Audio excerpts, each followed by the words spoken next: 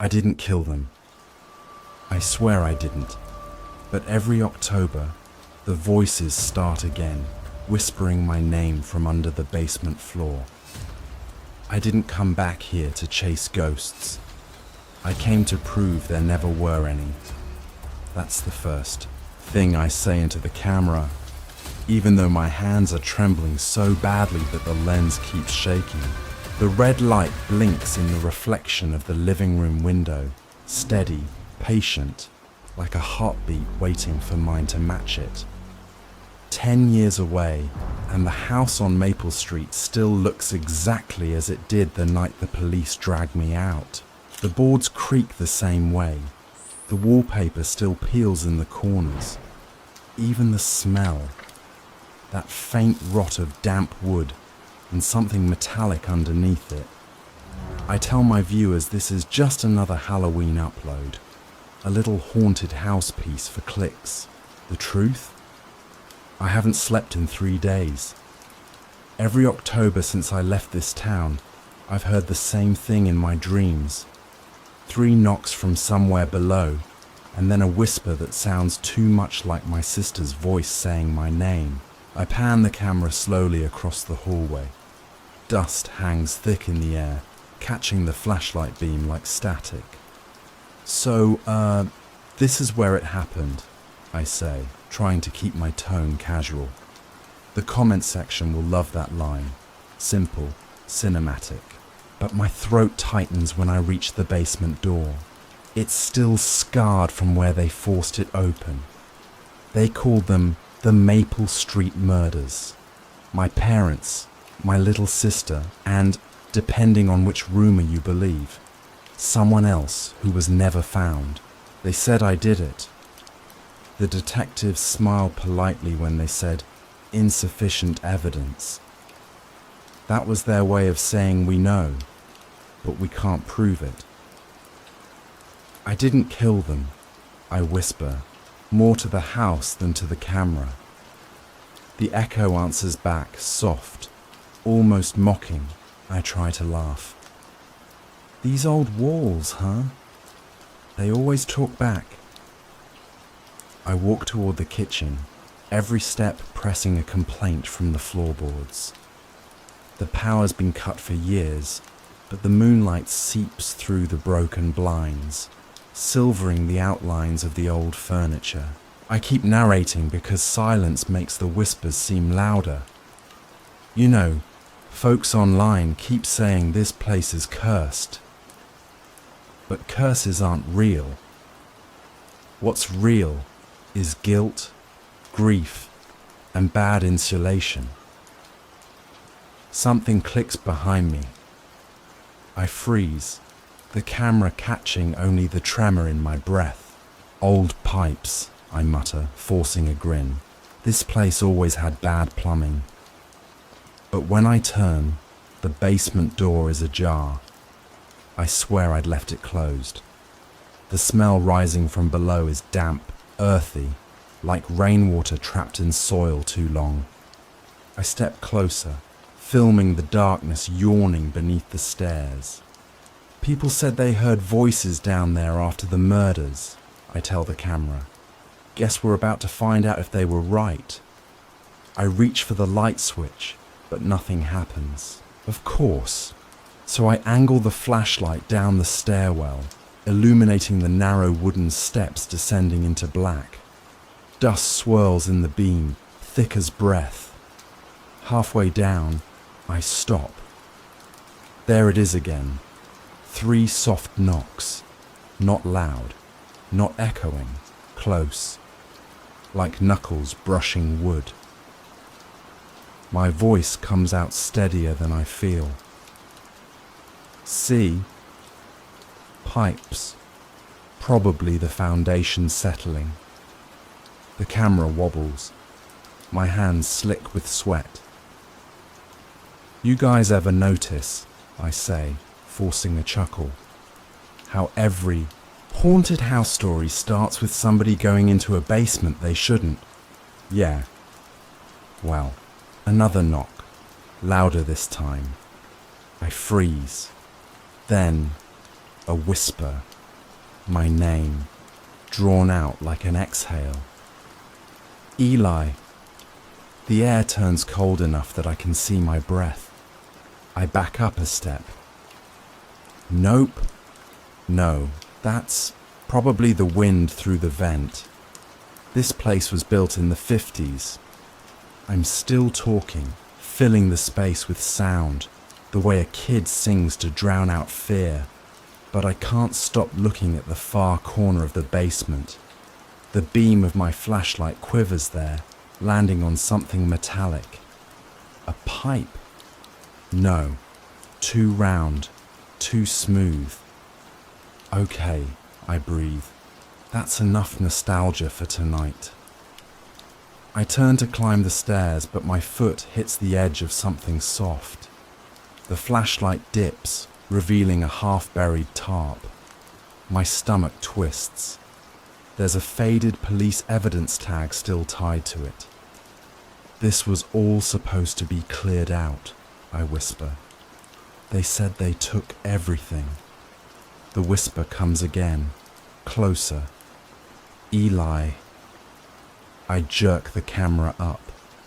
Nothing there, just the basement stretching behind me, quiet as a held breath. I'm fine, I tell the lens, voice cracking. Still alone down here, totally alone. The last word echoes, slower each time it bounces off the concrete. Alone. Lone. One. I laugh, too loudly. Guess the house still remembers how to play tricks. The screen flickers, just static for half a second. When it clears, the camera's pointed at the far wall where my parents' old shelf once stood. Someone, or something, has written on the concrete in a faint brown smear, "Still here." I zoom in, whispering, That wasn't there before. Another knock. Then silence. I back away, babbling nervously to the camera. You see how stories grow? 10 years ago it was murder. Now it's whispers. Next year, maybe it's ghosts. People love a tragedy. They love a villain. A voice, almost playful, cuts through the air. And what are you, Eli? The flashlight slips from my hand, spinning light across the floor as it clatters. My heart slams against my ribs. Okay, that's enough filming for tonight. I scoop up the camera, the lens jerking wildly, showing glimpses of the stairs, the shadowed ceiling, my pale face. I'll be back tomorrow, I say, forcing a smile that looks more like a grimace. We'll finish the walkthrough. Maybe even open that door in the corner. You know, the one the police sealed. Another faint whisper ripples through the dark, so soft I can barely catch it over my breathing. It says my name again, but this time it laughs after. I choke out a nervous laugh of my own. Echo, I say quickly, climbing the last step. Just an echo. The camera pans back toward the basement one last time. The door creaks as it shuts on its own. The recording ends with my voice, shaky but calm. See? Nothing to be afraid of down there. Just memories. But as the audio fades, there's one last, almost inaudible whisper. Welcome home, Eli. And the screen cuts to black. I swear I packed up everything from this house years ago. So why are these here now? That's how the second video starts. My voice unsteady, my reflection barely visible in the TV screen's dull surface. The feed cuts from last night's basement recording to me standing in the living room, holding a dusty cardboard box I swear I've never seen before. The tape labels are written in my father's neat, slanted handwriting. Just dates, no titles, all from October, 10 days before the murders. The first tape I pick up is marked 10/1909. I say to the camera, "This isn't part of the plan, but I guess you guys deserve to see whatever this is."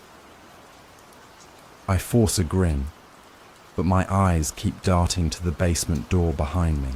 It's closed again. I made sure of that. The VCR groans when I press play. The screen flickers, filling the room with that familiar hiss of static. Then, shapes begin to form. My parents, sitting at the kitchen table, their faces dimly lit by the overhead bulb. They're whispering. I lean closer to the camera microphone so my viewers can hear. "Can't keep it down there forever," my mother says. Her voice trembles. My father glances toward the camera. No, towards someone off screen. "He doesn't remember," he mutters. "He never remembers." A chill crawls up my spine. I pause the tape. "Okay," I laugh nervously. "This is definitely not what I thought I'd find. I don't remember them filming any of this." When I hit play again, the image has shifted. My younger self, 15, maybe 16, appears in the doorway. I'm pale, thin, eyes sunken. I look like I haven't slept in weeks. My mother flinches when I speak. "Is it still down there?" teenage me asks. The video cuts to static for half a second. I swallow hard. "That could be edited," I tell the camera. "Old tapes degrade. They splice. I stop because my voice sounds rehearsed, like I've said these same excuses before. I fast forward. Another date flickers across the screen. 10/21/09.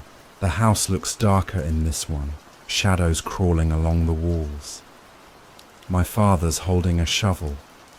My sister's crying, clutching a blanket.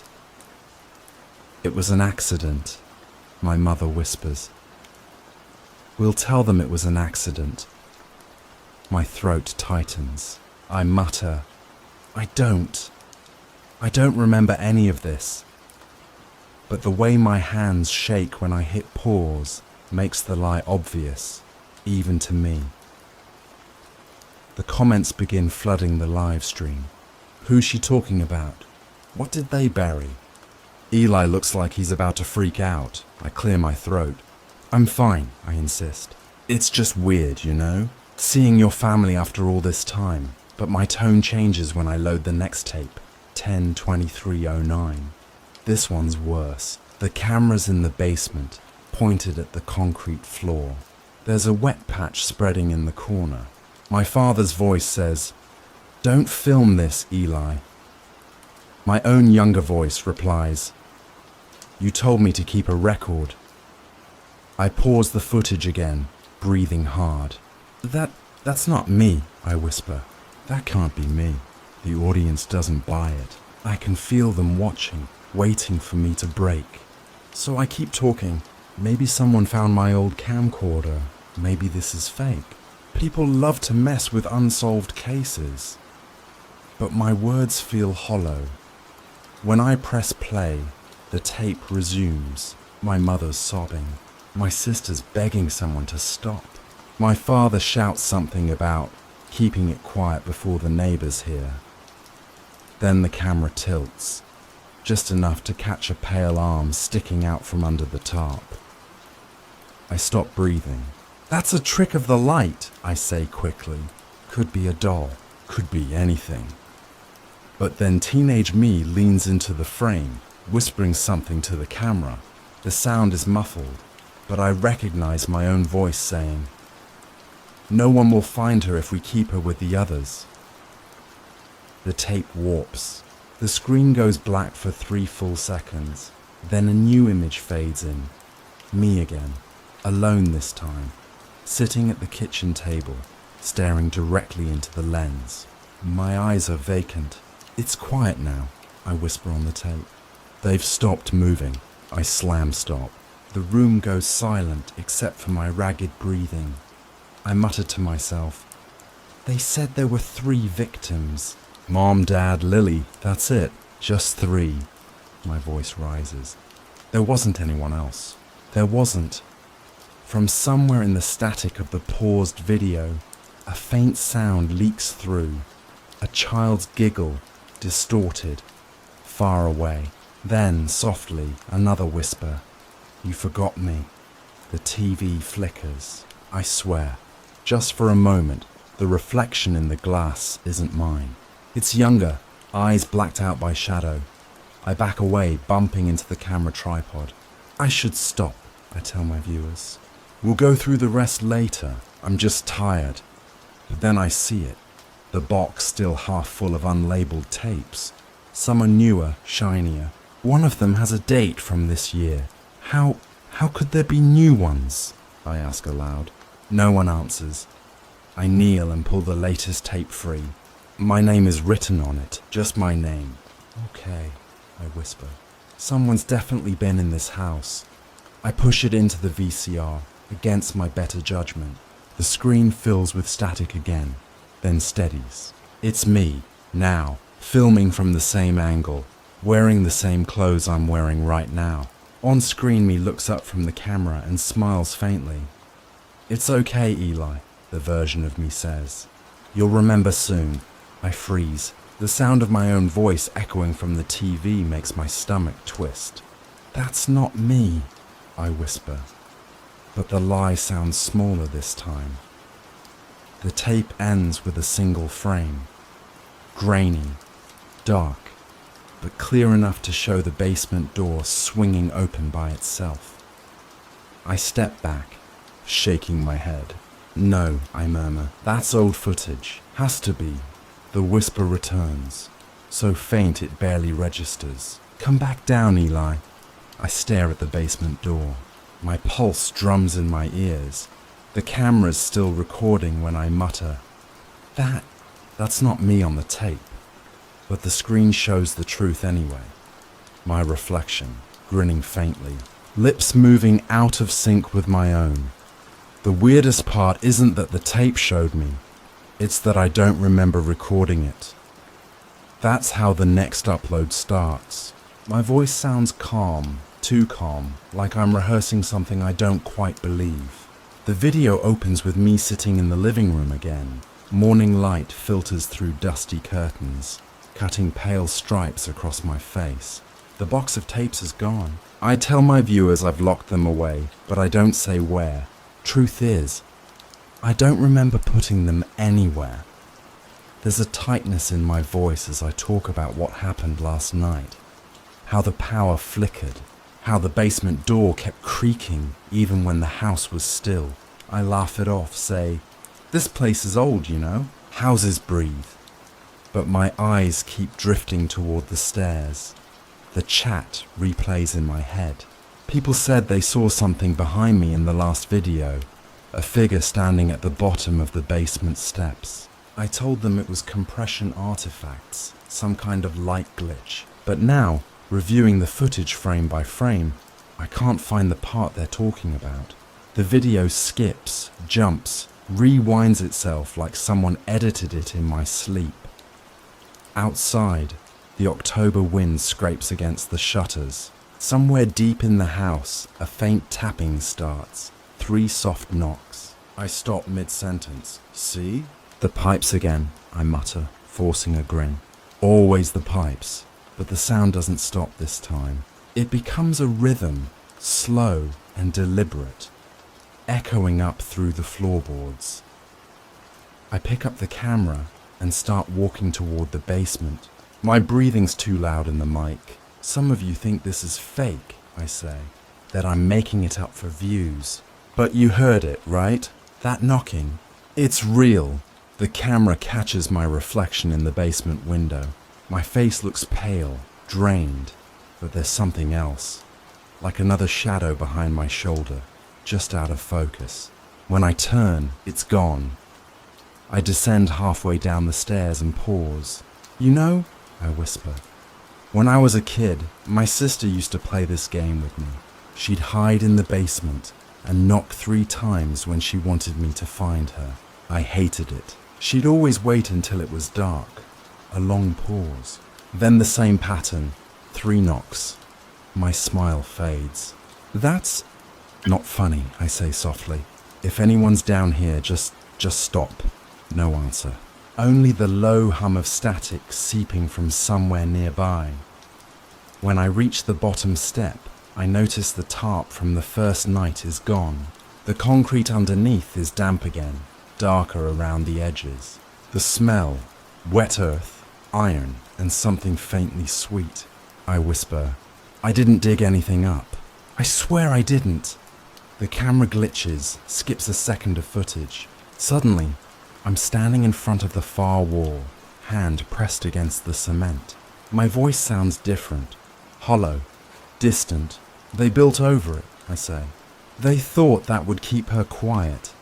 I jolt back like I've been shocked, blinking at the screen.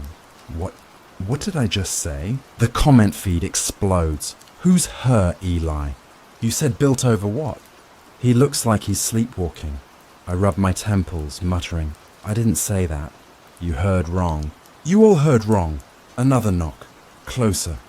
The mic catches my shaky breath. I aim the camera toward the corner where the sound came from, but there's nothing. Just shadows moving like slow water. Then a whisper, soft as air. Eli. I drop the camera. It clatters but keeps recording, tilted sideways. The shot shows my legs frozen at the foot of the stairs. I whisper, Lily? No answer. Just a low, throaty hum that sounds almost like breathing. I'm not falling for this, I say, picking the camera up again. This is stress, sleep deprivation.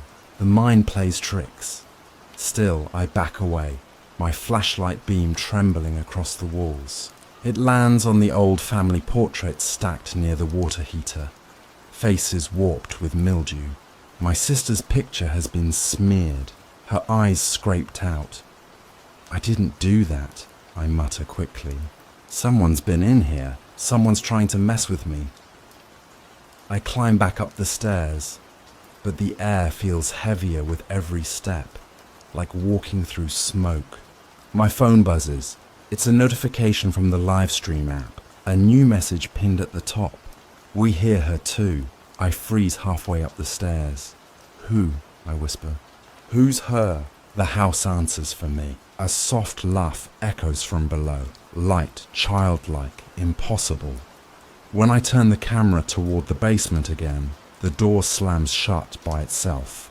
The noise is so sharp it cuts the audio for a full second. I curse under my breath and bolt into the kitchen. My chest heaves. I'm trying to convince myself the wind did it, that the hinges are warped, but I can still hear her voice. Not from the basement this time, from the vents, from the walls. You left me, it says, barely audible. I whisper back without thinking. No, you ran away. Then I stop, startled by my own words. Wait, why would I say that? She didn't run away. The light flickers. My reflection stares at me in the dark window, expression blank, mouth moving out of sync with my own. I shut off the camera, but the screen stays on. The recording won't stop. I whisper into the lens. You want the truth? I locked her in the basement once. Just a prank. She screamed until Mom came home. That's all. That's all. But even as I say it, I remember the silence that followed her screaming. The heavy, absolute silence. The wind rattles the window frame. A faint sobbing drifts through the static, soft and rhythmic. My pulse hammers. She's gone, I insist. They found her body. They said she suffocated. Then, from beneath the floorboards, the whisper returns, trembling with laughter. No, you buried me. I stumble back, dropping the camera again. The feed jitters, showing quick flashes. The open basement door, the dark stairs, a shape crouched at the bottom. I scramble to shut the laptop, but the voice keeps going, bleeding through the speakers. Play the last tape, Eli. I freeze. The box I hid is sitting in the middle of the floor now, lid open. On top of the stack rests a single tape, freshly labeled in black marker. 10:31:09, the end. I stare at it for a long moment, whispering, "No, not tonight." But the whisper from below answers, sweet and familiar. It's Halloween again. Time to finish the story. The video ends on my trembling hand reaching toward the tape, just before the screen cuts to static. If you're watching this, it means the channel auto-uploaded. I didn't plan for that. I didn't plan for any of this. The camera opens on Eli's face, ghostly pale in the cold blue light of dawn. His eyes are bloodshot, voice quiet, almost reverent. Behind him, the house looks gutted. Furniture overturned, curtains torn down, wires dangling from the ceiling. A faint hum, like feedback, runs under his every word. He tells the viewers this will be his final stream. No tricks, no edits. No more lies, he says, adjusting the camera with shaking hands. You deserve the truth. They all do. The live stream timer blinks in the corner of the screen. 0 viewers, then suddenly dozens join. The comment section floods instantly. Eli, are you okay? Where's the tape? Why does it sound like someone's breathing? Eli swallows hard. You heard her, didn't you? He asks softly. In the last video, you all heard her voice. He smiles faintly, the kind of smile that doesn't reach the eyes. I used to think it was guilt, or maybe my own voice echoing back at me, but she's been here all along. Lily never left. He pans the camera toward the basement door. It's open this time. The darkness inside isn't still. It pulses faintly, as if alive. I know what's buried down there, he whispers. I just never wanted to remember it. The camera zooms in on his face again. The night they died, my parents said they were going to have me committed. Said I'd been hurting animals, seeing things. But I didn't hurt anyone. They were lying. They always lied. His breathing quickens. Then Lily told them what I did. He pauses, staring at the floor. She wasn't supposed to go down there. It was my hiding spot, my place to talk to the voices. They told me to keep her quiet, just for a while. But she wouldn't stop screaming. He looks directly into the lens. You believe me, don't you? It was an accident. The comments explode with confusion, sympathy, horror. Some say call the police. Others beg him to stop talking. Eli's expression twists. Half shame, half defiance. They all blame me anyway, he murmurs. So what difference does it make now? He reaches off screen and lifts something heavy into view. A small shovel, caked with dry dirt. I dug last night, he says flatly. I wanted to prove it wasn't her, that there was someone else down there. Someone they never found. He laughs softly, the sound brittle. Guess what? There was. The camera flickers. For a brief second, there's another figure behind him. A dark silhouette, child-sized, hair falling over its face. When the image steadies, it's gone. Eli continues like nothing happened. There were 4 of them. That's what the police report never said. Mom, Dad, Lily, and the one under the floor, the one I don't remember burying. He kneels in front of the basement door, resting the camera on the first step so it points down into the black. The whispering starts again, faint, layered, impossible to tell if it's male or female. It sounds like multiple voices speaking through the same throat. Do you hear them? Eli asks. His tone is gentle now, almost loving. They forgave me. That's what they've been trying to tell me all this time. The whispers swell, louder, overlapping until words begin to form. Come home, Eli. Come below. He trembles, tears glinting in the light. They need me, he says. You understand, right? If I go down there, maybe it finally stops. A loud bang interrupts him. The sound of something hitting the wall behind the camera.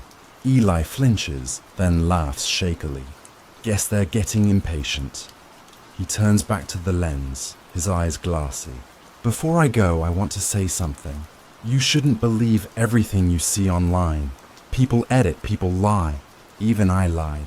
Maybe all of this has been one big story I made up. Maybe there was never a basement. Maybe I'm not even real. The feed glitches. For a moment, his face splits into two overlapping images. One calm, one grinning. The grinning version speaks slightly out of sync. Or maybe, it says, you've been watching her the whole time. The voice is higher now, unmistakably female. The real Eli, or what's left of him, backs away from the lens, whispering, "No, not again. Not this time." But the laughing version on screen steps closer, eyes black and hollow. "You buried me," the voice says. "So I buried you." The stream cuts to black for 3 seconds. When the picture returns, the basement camera is on, pointed at the floor. Eli's nowhere in sight, just the faint sound of digging, rhythmic and slow. Then a soft voice, clearer than before. "It's quiet now. He's with us." The image ripples like water, revealing a shallow pit in the corner of the room. In its center, something pale, still, half covered by dirt. The camera focuses for a moment before static swallows it. When the feed clears, someone else is holding the camera. Small hands, a child's. The voice giggles softly. "Hi everyone, I'm Lily. Thanks for watching." The comments section floods with disbelief. Viewers argue, accusing each other of editing the stream, claiming it's an ARG or viral hoax. But the live stream continues. 30 minutes of silence, the lens fixed on the dark pit. At the 31st minute mark, there's movement. A hand, Eli's, pushes up through the soil, trembling. A faint voice, broken and far away, whispers, "Help me." The child's voice answers from off-screen, calm and cold. "You already had your turn." The camera falls sideways, showing the cracked basement floor and the faint glow of the recording light. Then 3 deliberate knocks echo from beneath the concrete. Knock, knock, knock. The feed cuts to static. 5 hours later, the video auto-uploads to Eli's channel titled "Final Episode Whispers from the Basement." The description simply reads, "They wanted the truth. Now they'll hear it every October." When the video ends, faintly, beneath the static, viewers swear they can hear breathing. "Welcome back, everyone," a child's voice whispers. Let's play again.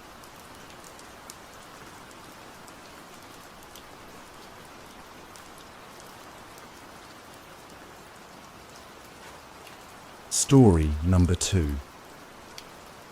I've told this story 100 times. To detectives, to reporters, even to my therapist. But no one ever noticed the part I left out. The mask. It wasn't supposed to stick to my face. It wasn't supposed to fuse. You ever smell blood before it hits the air? That's the part no one believes me about. That metallic sweetness. That warmth that seeps through a crowd before anyone realizes what's happened. I keep telling myself I'm only doing this to set the record straight, to make the story right. The real version, not the one they aired on the local news or twisted into podcasts for clicks. But sometimes when I start talking, I forget which parts actually happened and which parts I added just to make sense of it all. It was Halloween night, 2017. Our town was the kind of place where nothing bad was supposed to happen. White picket fences, kids in plastic fangs, caramel apples sold by the church ladies. I'd been off duty that night, drinking lukewarm cider with Claire. She was filming the parade for her blog, chasing a puff piece about community spirit. That's what she called it. I just called it noise. The street was thick with fog and fake spiderwebs. The marching band blared off-key versions of horror themes while people laughed too loud, too long. Then I saw him, the figure in the cracked porcelain mask. He stood dead still among the moving bodies, like he didn't belong in motion. I told Claire to keep recording. She rolled her eyes, thinking I was just being dramatic. But I swear, even from 50 feet away, that mask looked alive. It caught the streetlights like bone under skin. I think he's following the float, I told her. Ethan, it's Halloween, she said, still filming. Everyone's following something. She was right, of course. Everyone was in costume. Witches, zombies, ghosts. But the man in the mask didn't walk like the others. He didn't sway or stumble. He drifted. I tried to follow him through the crowd. Kids brushed past me, their candy buckets rattling like chains. Someone laughed or screamed. I couldn't tell the difference. Every sound felt wrong, stretched. I remember gripping my jacket pocket, my hand brushing the cold handle of my service knife. Old habits die hard. When I reached the corner, the masked man was gone. Only confetti and smoke hung in the air. I told Claire I'd lost him, but she pointed her camera down an alley behind the bakery. There, she whispered. Her voice didn't sound like her own. I saw movement. A flicker of white. Then a scream. Not playful, real, sharp enough to slice through the music. People turned, confused. Someone shouted for help.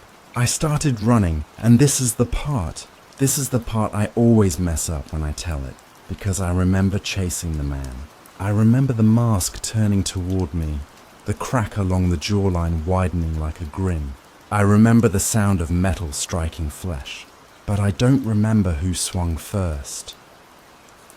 The next thing I knew, Claire was gone. There was blood on the ground, a puddle spreading beneath the street light. I knelt beside it, my hands shaking. I could hear sirens in the distance, but they felt miles away. I remember the smell. Copper. Wet. Familiar. I blinked, and suddenly there were people around me, faces blurred by panic. Someone grabbed my shoulder and yelled, "Don't touch her!" But there was no body, just the blood. I said it over and over. She was right here. She was right here. But the words didn't sound like mine. My throat felt raw, my mouth dry. I tried to explain about the man in the mask, but when the police showed up, they said no one else had seen him. No mask, no attacker, just me standing there, drenched. I told them it wasn't my blood. They asked why I was wearing gloves. I said it was cold. It wasn't. When they played back Claire's footage later, the screen showed the crowd, the lights, the laughter, then static. The feed cut right before the scream. No mask, no man. Just a brief flash of white porcelain. And then me, standing alone in the frame. I told them it was a trick of the light, a reflection, but it didn't feel like a lie when I said it. For days, the town tore itself apart looking for her. Search parties, candlelight vigils, flyers stapled to telephone poles, missing in bold red letters over her smiling face. I joined them, of course. I had to. People expected me to. But the longer it went on, the less they looked at the posters, and the more they looked at me. The chief told me to take time off, said I looked haunted. He didn't know how right he was. That night, after everyone else had gone home, I went back to the alley, the same one behind the bakery. The confetti had turned to pulp in the rain. The blood was gone, but lying in the gutter, half buried under a torn streamer, was the porcelain mask. It looked different. The crack along the jaw was deeper now, like something had forced its way out. I picked it up. It was warm. I should have handed it to evidence right then. I should have called someone, logged it, filed it, burned it. anything but what I actually did. I brought it home. I told myself it was for the investigation, that I'd hand it over once I'd found more. But I didn't. I kept it in a box under my bed, and sometimes, late at night, I'd swear I heard it breathing. When I close my eyes, I still see that parade. The lights flashing red and blue, the fog curling around the floats, the crowd breaking apart like a wound reopening. People always ask me the same question. How do you know the killer wasn't still out there? And I tell them the truth. I do know, because when I looked down that night, the mask wasn't on the killer anymore. It was in my hands. They say memory is a witness that lies under oath. I didn't understand that until the night I tried to remember what his face looked like and realized it was my own reflection staring back at me. After the parade, the cops had me in and out of interrogation for weeks. They said I was their best witness. I kept telling myself that. Witness. It sounded cleaner than suspect. But when you hear your own name whispered behind two-way glass enough times, you start to wonder which side of the table you belong on. They made me reconstruct the killer's movements over and over. Where he ran, what he touched, how he turned his head when the lights hit the mask. Every time I tried to draw it, my sketches looked more like me. It's funny how certain details stay sharp and others blur like smudged fingerprints. I can still see the reflection of those police station fluorescents on the table. I can still hear the tape recorder clicking on. Click. Why did you burn your costume, Ethan? It wasn't a costume. Then what was it? Evidence. That word tasted like iron. The mask had been sitting in my closet for days before I torched it. Or tried to. Porcelain doesn't burn easily. It cracked, sure, but the inside stayed untouched, like it was built to survive heat. I told them I burned it because I couldn't stand looking at it. But the truth? I wanted to see if it would scream. Sometimes, when I tell that part, people laugh nervously. They think I'm joking. I let them think that. It's easier than explaining what really happened. Claire made the first mask. I don't know if I ever said that before. It was supposed to be for a couple's costume, the lovers without faces. She'd found the idea online, thought it was symbolic. Said it would be romantic if we hid our faces, if people could only tell us apart by the way we moved. But when I put mine on, she froze. Ethan, she said, it doesn't look like you anymore. That should have been funny. It wasn't. She tried to take it off me, but I remember her hands slipping. My skin felt sticky, like the mask didn't want to let go. I laughed it off then, told her it must have been the glue or the paint. But later that night I caught my reflection in the bathroom mirror. The mask was gone, but the outline, its pale shape, lingered across my skin, like I'd been sunburned in reverse. You ever get that feeling like your face isn't yours anymore? Like it's watching you, waiting for you to make the wrong move? That feeling never left. After Claire disappeared, my neighbours started treating me differently. Mrs. Lang from across the street swore she saw me walking home from the parade, alone, blood on my collar, no jacket. That's impossible. I was still at the crime scene then, surrounded by cops and chaos. I told her she must have been mistaken, that it was someone else, but she just kept shaking her head, whispering, "No, I know your walk. It was you. It wasn't me. It couldn't have been." The police released me eventually. No proof, no body, no weapon. Just suspicion that stuck like smoke. I thought once I was home, I'd finally be able to sleep. But every time I closed my eyes, I saw that cracked porcelain grin and heard Claire's voice, muffled, like she was calling from the other side of glass. I tried to ignore it until the night the power went out. The house was silent. dark except for the flicker of a candle I found in a drawer. I lit it and set it on the table. The wax hissed, melting too fast, dripping onto my fingers. In that light, everything looked wrong. The walls breathed. The floorboards shifted under my weight, and then I saw it. On the far wall, above the fireplace, the faint outline of a face, smooth and expressionless. I stepped closer, my own reflection barely visible in the glass frame behind it. My hand lifted before I even thought about it. The surface was warm. I don't know how long I stood there staring. The flame flickered, the room seemed to pulse, and for a split second, I thought I saw the mask looking back at me. Not as an object, but as something aware. I whispered, "Claire." Silence. Then, faintly, so faint I might have imagined it, I heard a breath behind me. When I turned, no one was there. Only the candle, its flame guttering low, its wax almost gone.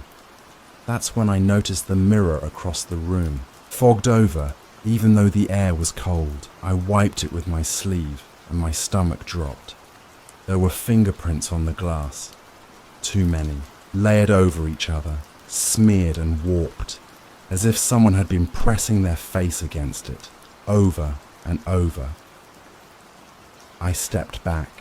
The candlelight caught the edge of something behind me, white, shiny, familiar.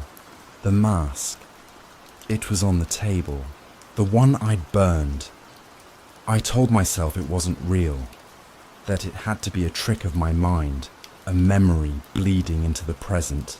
But when I touched it, I could feel the edges still cracked from the fire.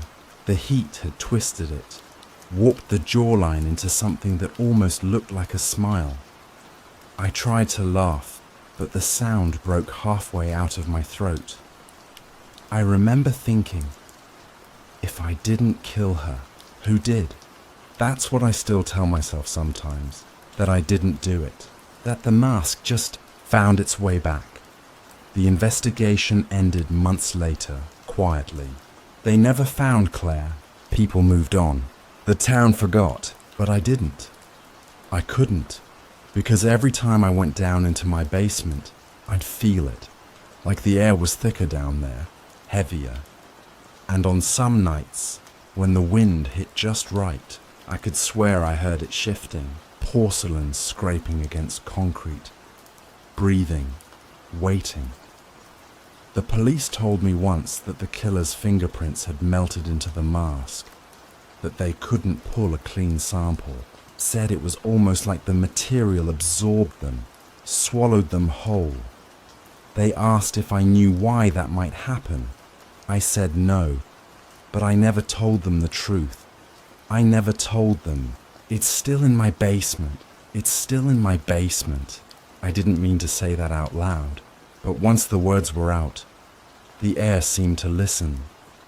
You ever say something you didn't know you were thinking, and suddenly realize it's the truth?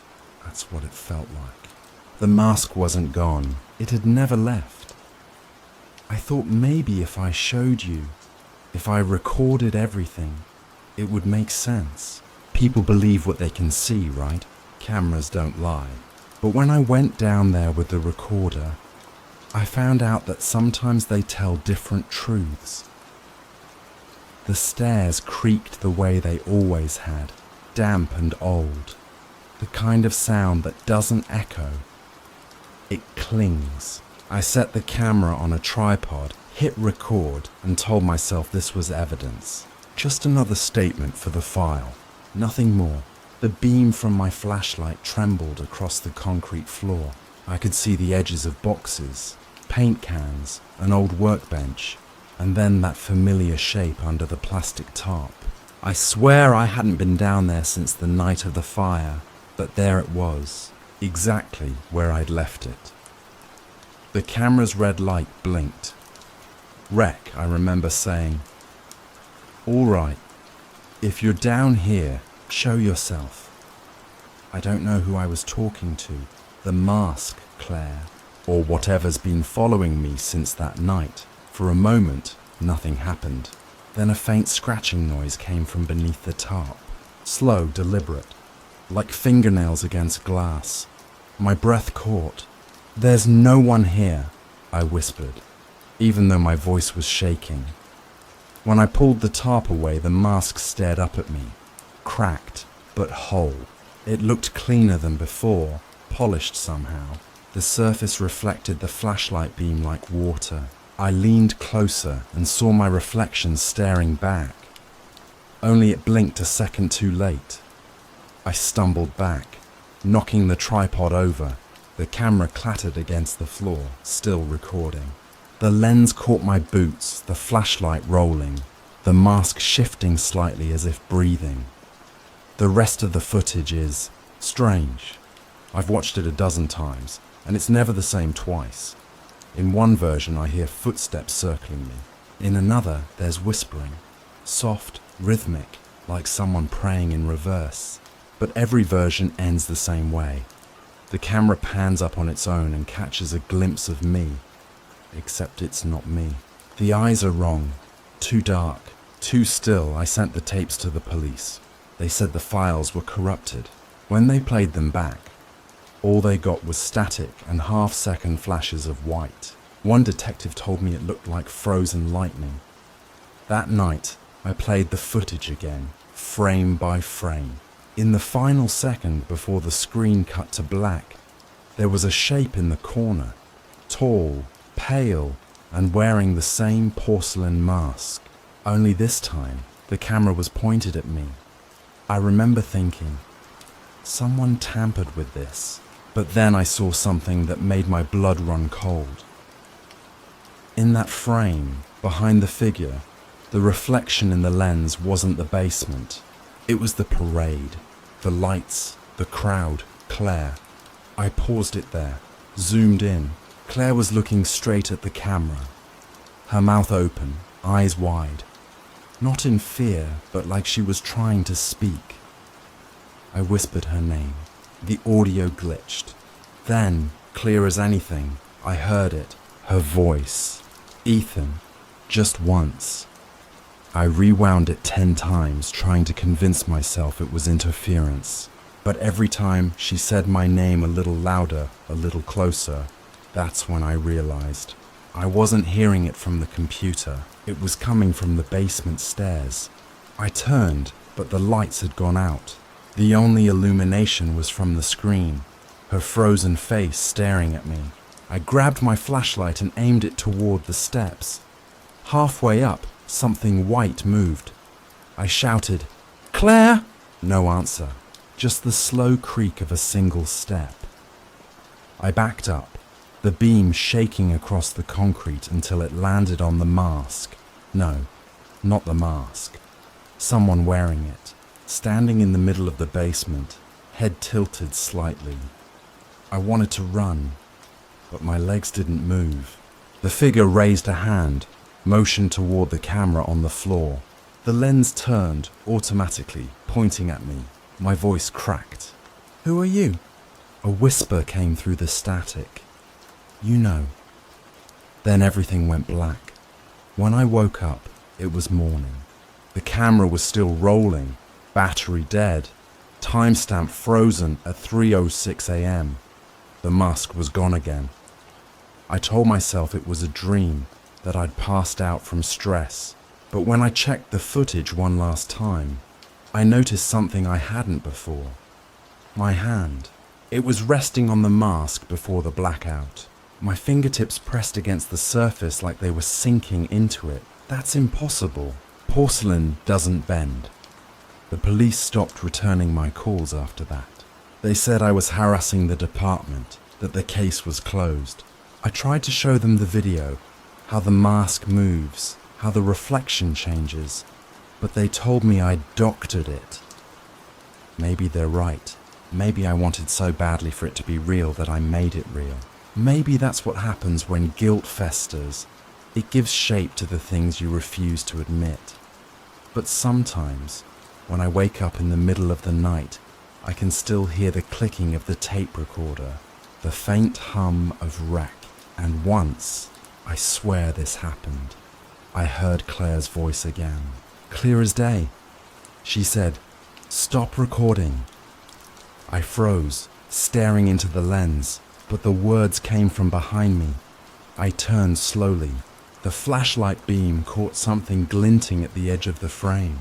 Smooth, white, smiling. The mask was back on the table. Only this time it wasn't empty. There were eyes behind it, watching. I shut the camera off after that.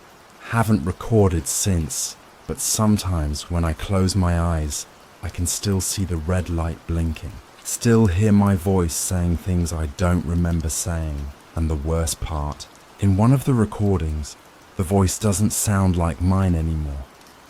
There were eyes behind it, watching. I keep thinking if I stop talking, if I just sit here in silence, maybe it'll all fade. But silence has a sound too. It breathes. I didn't plan to record again. After that night in the basement, I swore off cameras. But when I woke up yesterday, there was a new file on my hard drive. I didn't make it. At least, I don't remember doing it. The title read, "Final Entry." The thumbnail was my face, or what used to be my face. I almost deleted it, but then I saw the timestamp. Last night, 3:06 a.m., the same time the footage had frozen before. So I pressed play. The video started in total darkness, just breathing, my breathing. Then the flashlight clicked on, illuminating the basement. The camera was on the floor again, tilted sideways, like someone had set it down in a hurry. I saw my boots, my hand, the mask, and then I saw movement. A shape leaned into frame, close enough that I could see the cracks across the porcelain surface. But this time, the cracks weren't just lines, they were veins. Something pulsed beneath them, faint and wet, like blood moving under skin. The figure tilted its head toward the camera, and in that reflection, I saw myself, eyes wide, mouth trembling, whispering, "It's me." The screen cut to static. I paused it, heart hammering, realizing I wasn't watching the past. I was watching the future, because the file's metadata said it hadn't been recorded yet. You can think I'm crazy. Maybe I am, but if you saw what I saw, if you felt the way it felt, you'd understand that time doesn't move forward down there. It folds, loops, eats itself. I went back to the basement this morning. I needed to know if it was still there. The steps felt longer this time. The air was colder, thicker, the kind of cold that hums against your bones. The top was gone now, and the mask sat neatly in the middle of the floor. Waiting. I said, "I'm done." My voice didn't echo. It got swallowed. Then, softly, almost gently, I heard Claire's voice again. "Are you?" I turned.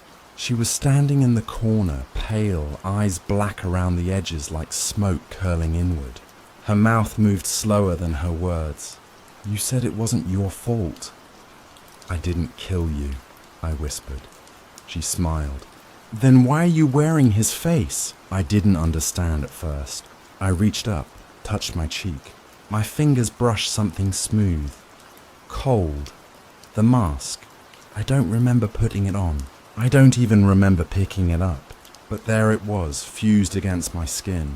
My nails scraped at the edge of it, but it wouldn't come loose. It felt alive, like muscle instead of ceramic. I screamed and stumbled back, knocking over the camera. The recording light blinked red. I could see my reflection in the lens again, the mask twitching as if adjusting to my breath. "Get off!" I shouted, clawing until I felt blood under my fingernails.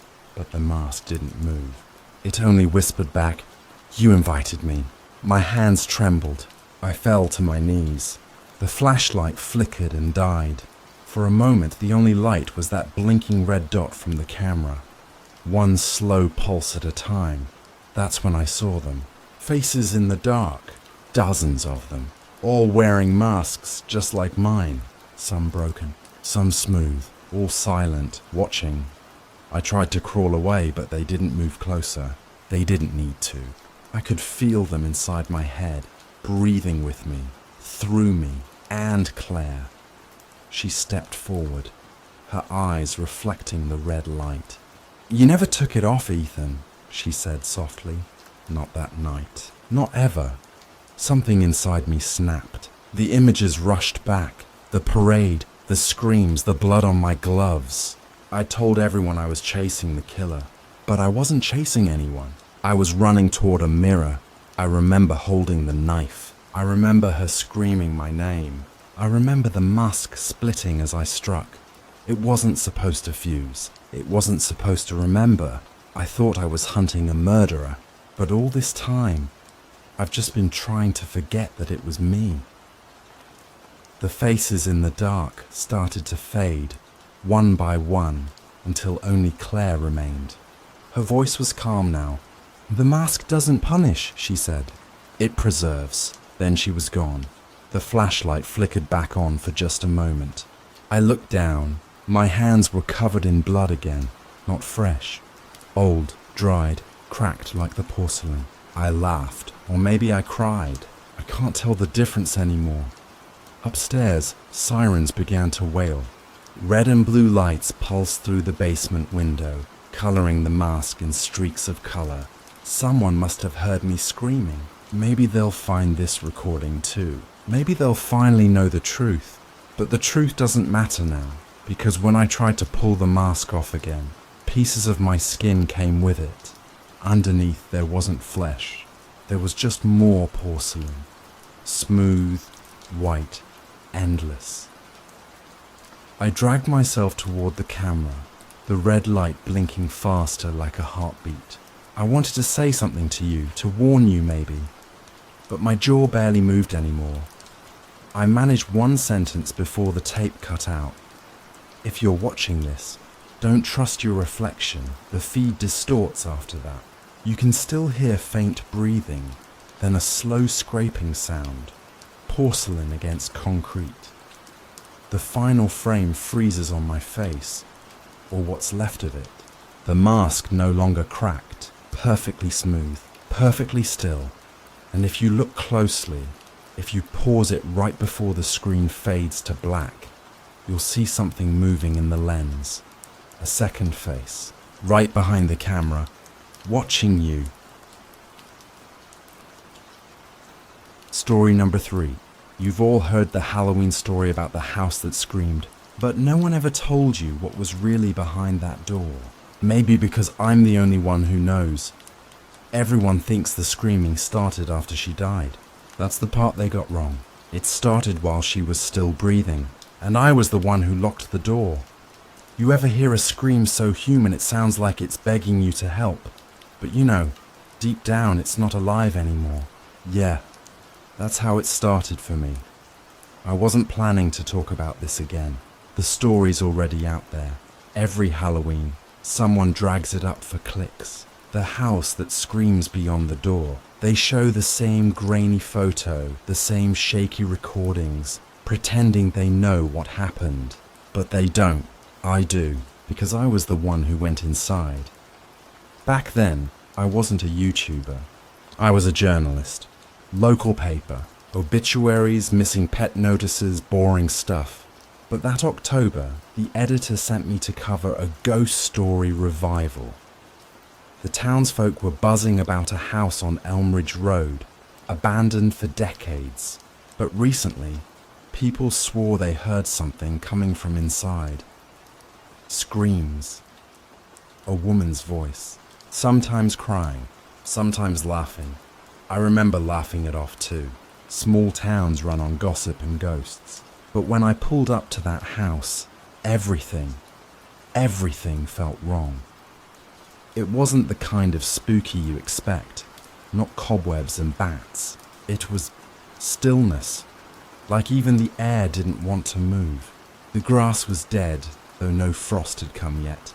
The windows were boarded, except for one on the upper floor, just a sliver of glass reflecting sunlight, like an eye that refused to blink. They told me a woman named Clara Hensley used to live there. Used to, as in disappeared. The story was she locked herself in one Halloween night after her fiancé went missing. People said they heard her screaming for days, but by the time the police forced the door open, the house was empty. No body. Just claw marks on the wood and blood on the handle. That's the story you've probably heard, but that's not how it really happened. When I walked through the porch that day, the air was heavy with dust and something else. Something sour, like forgotten flowers. I had my recorder running. You can still hear it on the file if you boost the gain. My shoes crunching glass, my breath getting faster. And then a faint knock, 3 times. From somewhere deeper inside, I said, "Hello," because that's what you're supposed to do, right?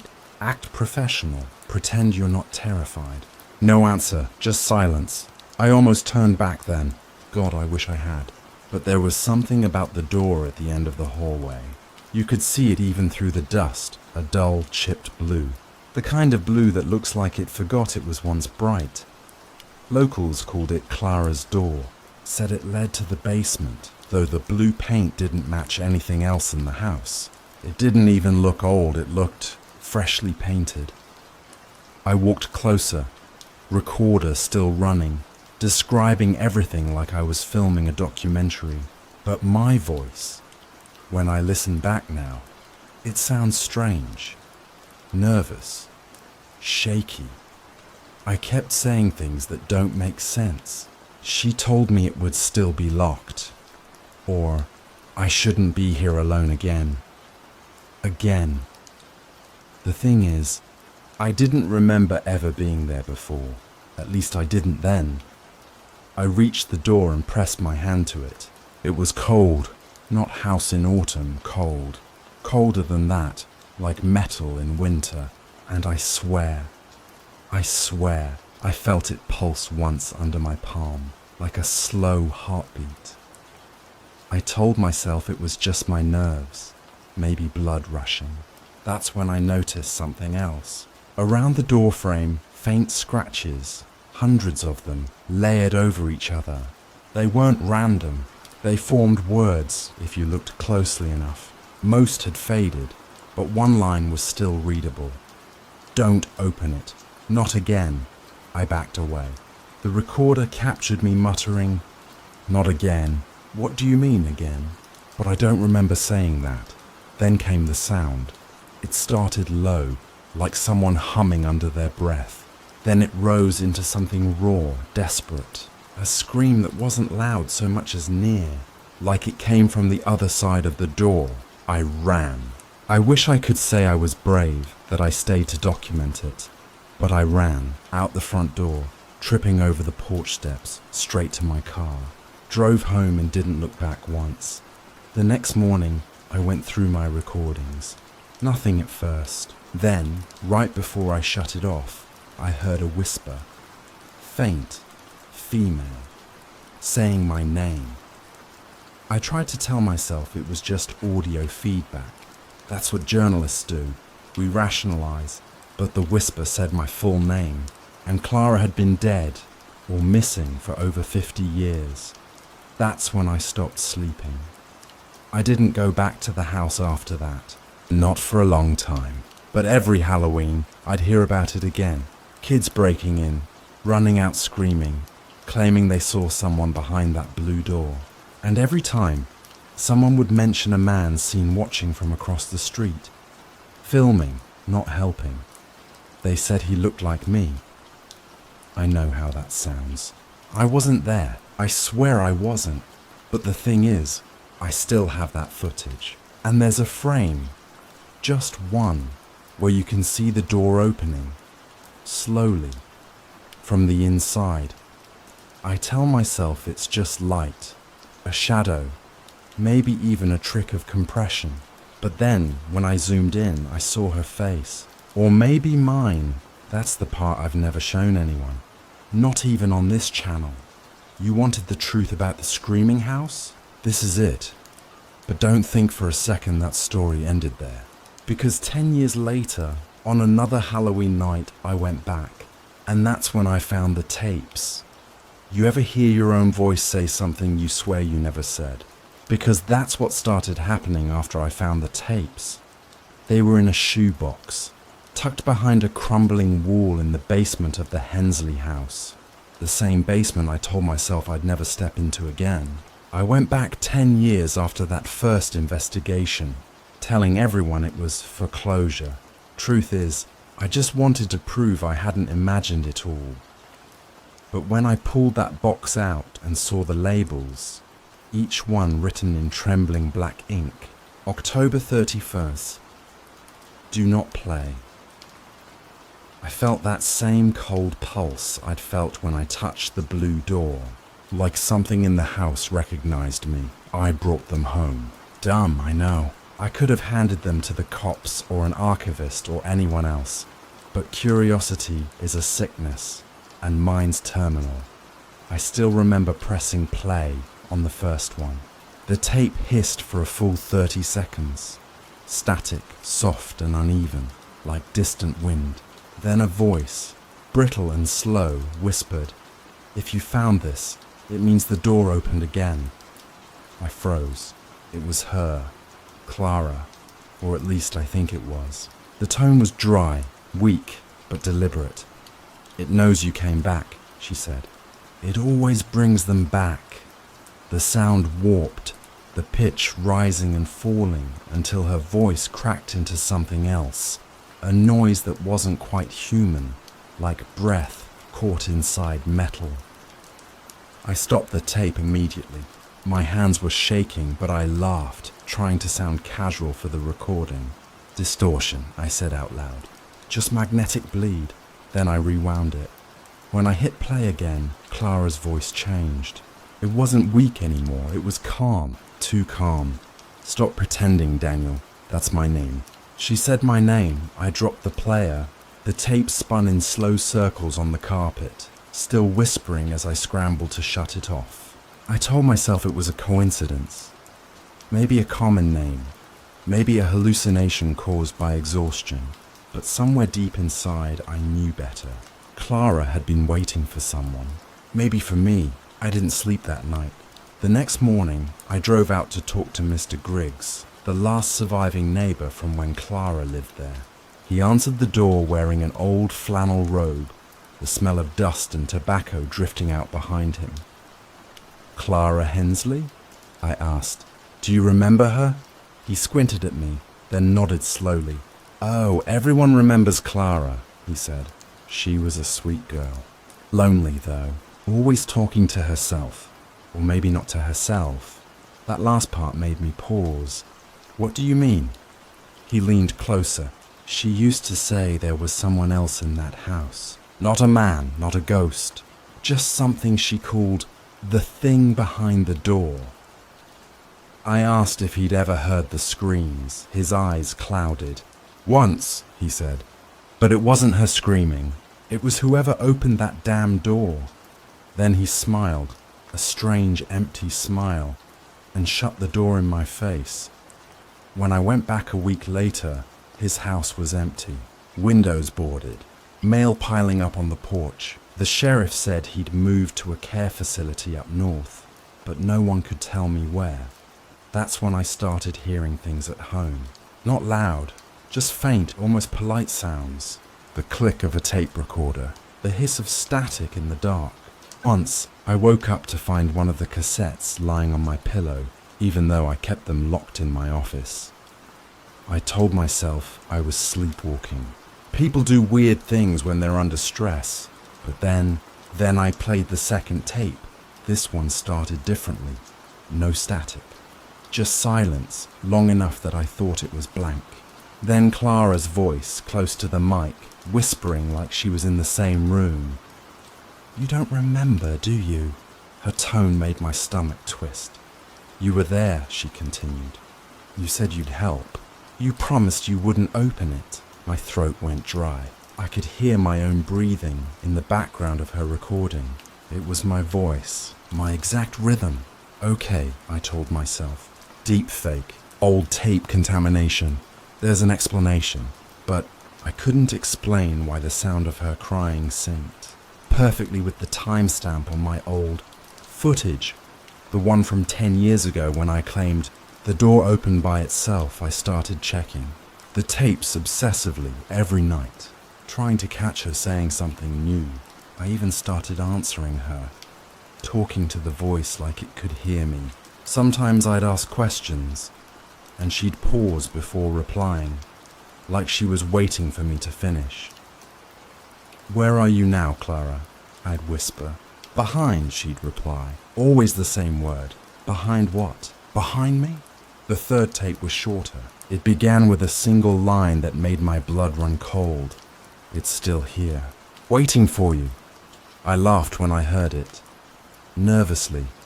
You can even hear it in the recording, because she couldn't have been talking to me, right? But then, as I turned off the recorder, I caught something in the reflection of the monitor. Just for a second, a shape, a woman's face, pale and distant, standing behind me. I spun around. Nothing there. I told myself I imagined it. Fatigue, paranoia, whatever. But that night, the knocking started again. 3 soft taps. The same rhythm I'd heard in the house 10 years ago. Only this time, it came from inside my living room. I followed the sound. The air felt colder near the hallway. My breath fogged. When I reached the source, I realized where it came from. My closet door. I stood there for a long time, just listening. No more knocks. No sound at all. Then, from somewhere deep inside the walls, a whisper. Faint, but clear enough to make me tremble. "Not again." I didn't open it. Not then. But something tells me I will. Because this morning, when I checked the recorder, there was a new file, one I never made.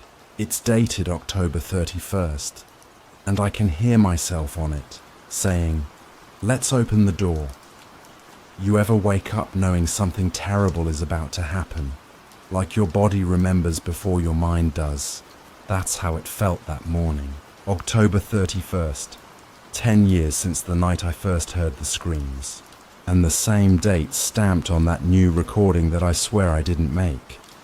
The file name glowed on my screen like an accusation. Door open 10:31. I told myself not to press play. Then of course I did. The audio began with heavy breathing, mine. You can hear the sound of a car engine, gravel crunching, then the unmistakable creak of that porch.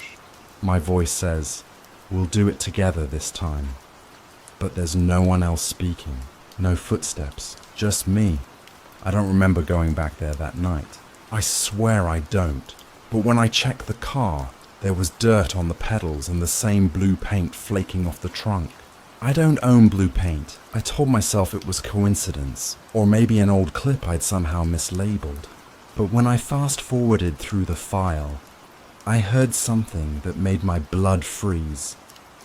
A woman's voice, soft, pleading, "Please, Daniel, not again." Clara's voice.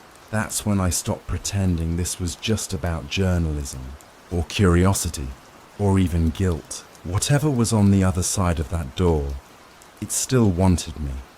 I decided to go back. For proof, for closure. I told my subscribers I was doing a live Halloween investigation, a return to the Screaming House special. The comments exploded. Half of them calling me brave, the other half calling me insane. Maybe they were both right.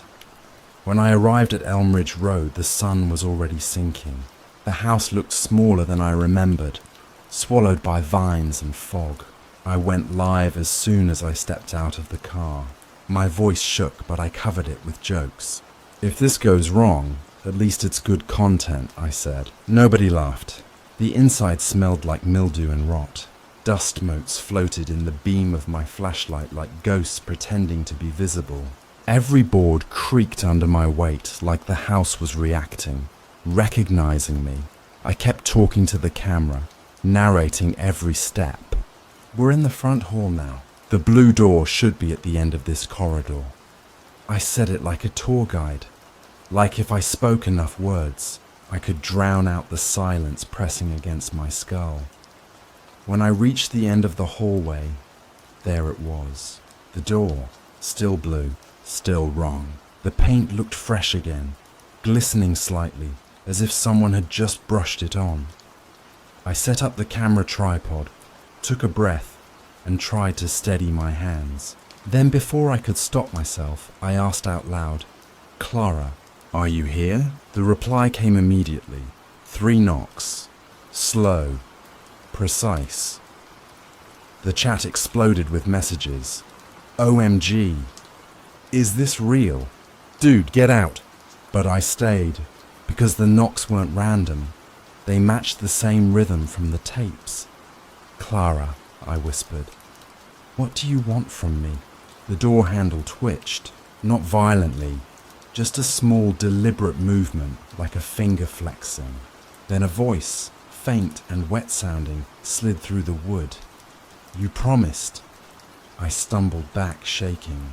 The chat feed blurred as people spammed emojis in disbelief. I could hear my pulse in my ears, my breath rasping into the mic. "I didn't promise anything," I said, but my voice cracked, because deep down, I wasn't sure that was true. The live feed flickered, static washing across the screen. When it cleared, for half a second, I saw her standing in the reflection of the door's glossy surface. Clara. Pale. Thin. Her hair sticking to her cheeks, eyes too dark to see through. And behind her, something else, a shape, tall, watching. I blinked, and she was gone. "Okay," I said, forcing a laugh that didn't sound human. "We're getting interference, just old wiring." But my voice was trembling and the chat noticed. Then my camera tilted. On its own, slowly panning toward the door, I froze. My hands were nowhere near it. I stepped toward the tripod, and the door knocked again, this time harder. Then came a whisper, not from behind it, but from the speaker of my own camera. "You locked me in." I felt the blood drain from my face. "No," I said softly, shaking my head. "You were already gone. You lied." That word echoed through the hall, over and over, bouncing between the walls until it didn't sound like Clara's voice anymore. It sounded like mine. Something inside me snapped. I reached for the handle, screaming into the camera, "You want the truth? Fine!" My fingers brushed the cold metal, colder than ice, and the live stream cut out instantly. Darkness swallowed everything. I don't remember what happened next. Only flashes, the sound of breathing, not mine. A door creaking open, a woman's hand reaching toward me from the dark. Then silence. When I woke up, it was morning. The door was still closed. My camera lay shattered on the floor, the memory card missing. But someone, or something, had left something on the wall, scratched into the plaster in jagged letters. "Not again." I drove home without saying a word. I told myself I'd never go back, never speak of it again. But denial doesn't stop the screaming, because when I opened my laptop to upload what little footage I thought I had, there was a new file already waiting in my folder. It was labeled simply, "The door opens," and in the thumbnail you can see me standing in front of that blue door. Only this time, it's open. You ever watch a video of yourself doing something you don't remember and realize you're smiling while doing it? That's what broke me. The file appeared the morning after the live stream. No timestamp, no metadata, just a single thumbnail of me standing in front of that blue door. Except the version of me in that still wasn't holding a camera. His hands were pressed against the wood, fingers splayed, as if he were feeling something breathe beneath it. I told myself it was fake, someone trolling, editing the footage. But the resolution, the angle, it was filmed from inside the house, from behind the door. I shouldn't have pressed play. The screen went black for a few seconds, then flickered to life. My own voice filled the room, calm and steady. We're finally ready to open it. The me on screen looked different. Eyes glassy, face pale, lips twitching like I was trying not to laugh.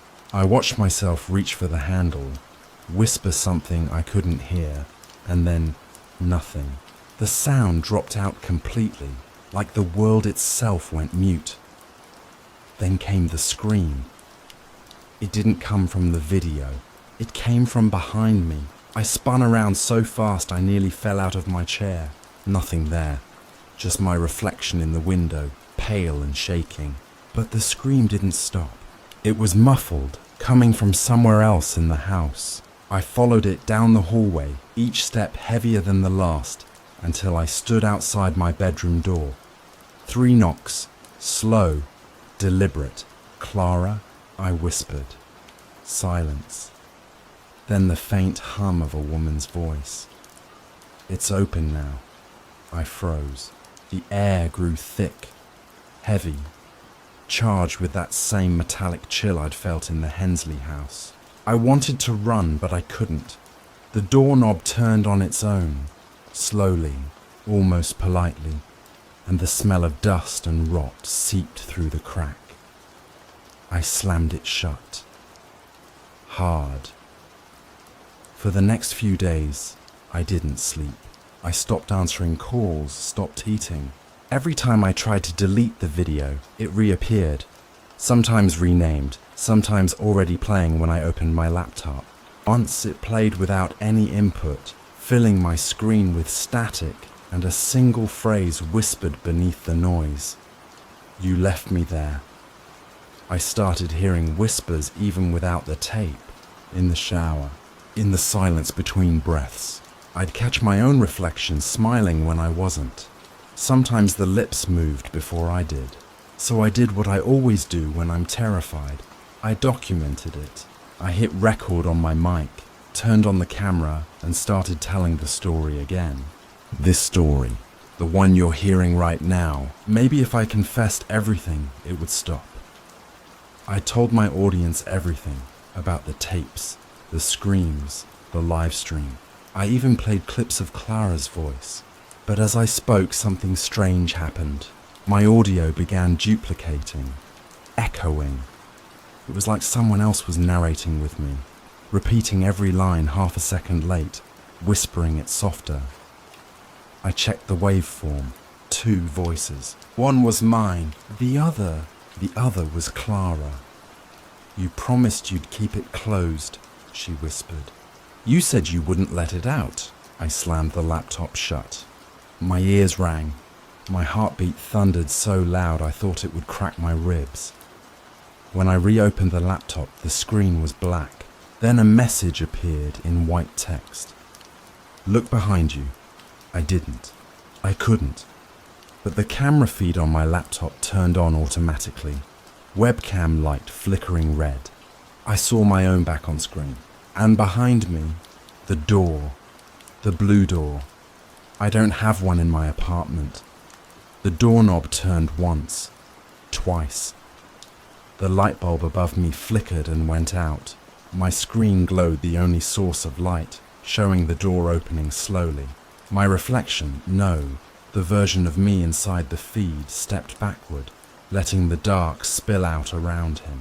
Something long and thin slid through the gap, fingers first. That's when the screaming started again. Not hers this time, mine. The power cut out completely. I don't know how long I sat there, shaking, waiting for the sun to rise. But when it did, the laptop was gone. In its place, on the desk, was one of Clara's cassettes. Only this one wasn't labelled in her handwriting. It was mine. November 1st, door opened. I don't remember recording it. But when I played it, my voice was calm, almost happy. "It's done," I said. "She's not trapped anymore. Neither am I." Then silence. For a few seconds, I thought that was it. Then Clara's voice came through, faint and broken, whispering one last thing. "It's still here, with you." I don't know what that means. Maybe I freed her. maybe I let something else out. I tried to upload the final video, the so-called proof, but every time it finishes rendering, the file deletes itself. And when I check my camera, the only footage left is of me standing in front of the door, smiling, whispering something too soft to make out. So this story is all I have left. Maybe it's a confession. Maybe it's a warning. I don't expect you to believe me. Most of you won't. But if you hear knocking tonight, 3 soft taps. Don't open the door, because she's not the only one who screams anymore. Story number 4. I wasn't supposed to be there that night. I keep telling people that. But every time I watch the footage back, I can see myself in the reflection of her mask. I keep telling people I didn't mean to be in the video. I didn't even know Mia was recording. But somehow, every time they replay that clip on the news, I can still hear my voice. Just one word, whispering her name right before she screams. Halloween used to be my favorite night of the year. Our town went all out for it. Strings of orange lights, haunted house tours, costume contests, and a whole fairground setup where kids trick-or-treated through a maze of decorated stalls. It wasn't scary, not really. It was sweet, nostalgic, like the town was trying too hard to remember what happiness felt like. That year, though, something felt off. The air was heavier. Maybe it was the fog that rolled in from the river, or maybe it was the way the lights flickered whenever you looked directly at them. I don't know. I just remember thinking the night looked staged, like someone was directing it. Mia said it was because of the new lighting system the town council installed for the live stream. They wanted to broadcast the event on social media for community engagement. Every booth had a camera. Every street corner had a phone propped up. Everyone was watching everyone else. No one noticed how strange that really was. I showed up late. I remember that clearly, or at least I think I do. The details blur when I try too hard. But I know Mia texted me around 7:30, MIA. You coming or not? You promised. Me. Be there soon. It was supposed to be our thing. Every year since middle school, we'd go trick-or-treating together. Not for candy, but to take photos of the costumes and upload them to our channel. Small town scares. It was her idea. She loved making everything into a story. She said the camera never lies. Funny thing is, she was wrong. When I arrived, the fair was glowing. Kids in masks ran through clouds of smoke from the food stalls. Parents were laughing, half drunk on cider. Someone played distorted carnival music through cheap speakers that glitched every few seconds. And above all that noise, there was Mia, waving, smiling, holding her phone up like she was filming a movie. Finally, she said. I thought you'd ghosted me. Her costume was ridiculous. A white mask with painted tears, a glittery black cloak. She looked like a mix between a ghost and a drama queen. I told her that. She laughed, then hit record. The camera was always between us. That's how I remember her, through a lens. It was like she couldn't talk to me without filming it. Every laugh, every argument, every secret, archived. Sometimes I wonder if that's why I don't remember what she said to me that night. Maybe I only remember what she recorded. She was filming everything. Kids running, lights flashing, the mayor giving some speech about safe community celebrations. I stood beside her, pretending to enjoy it, but something about the way the camera panned felt off. She kept focusing on one corner of the fairground, near the alley where the power generators were. When I asked what she was doing, she said, "Just getting B-roll." But her voice shook a little when she said it. That's when the first scream happened. Not hers, someone else's, a child, I think. The sound cut through the laughter like static.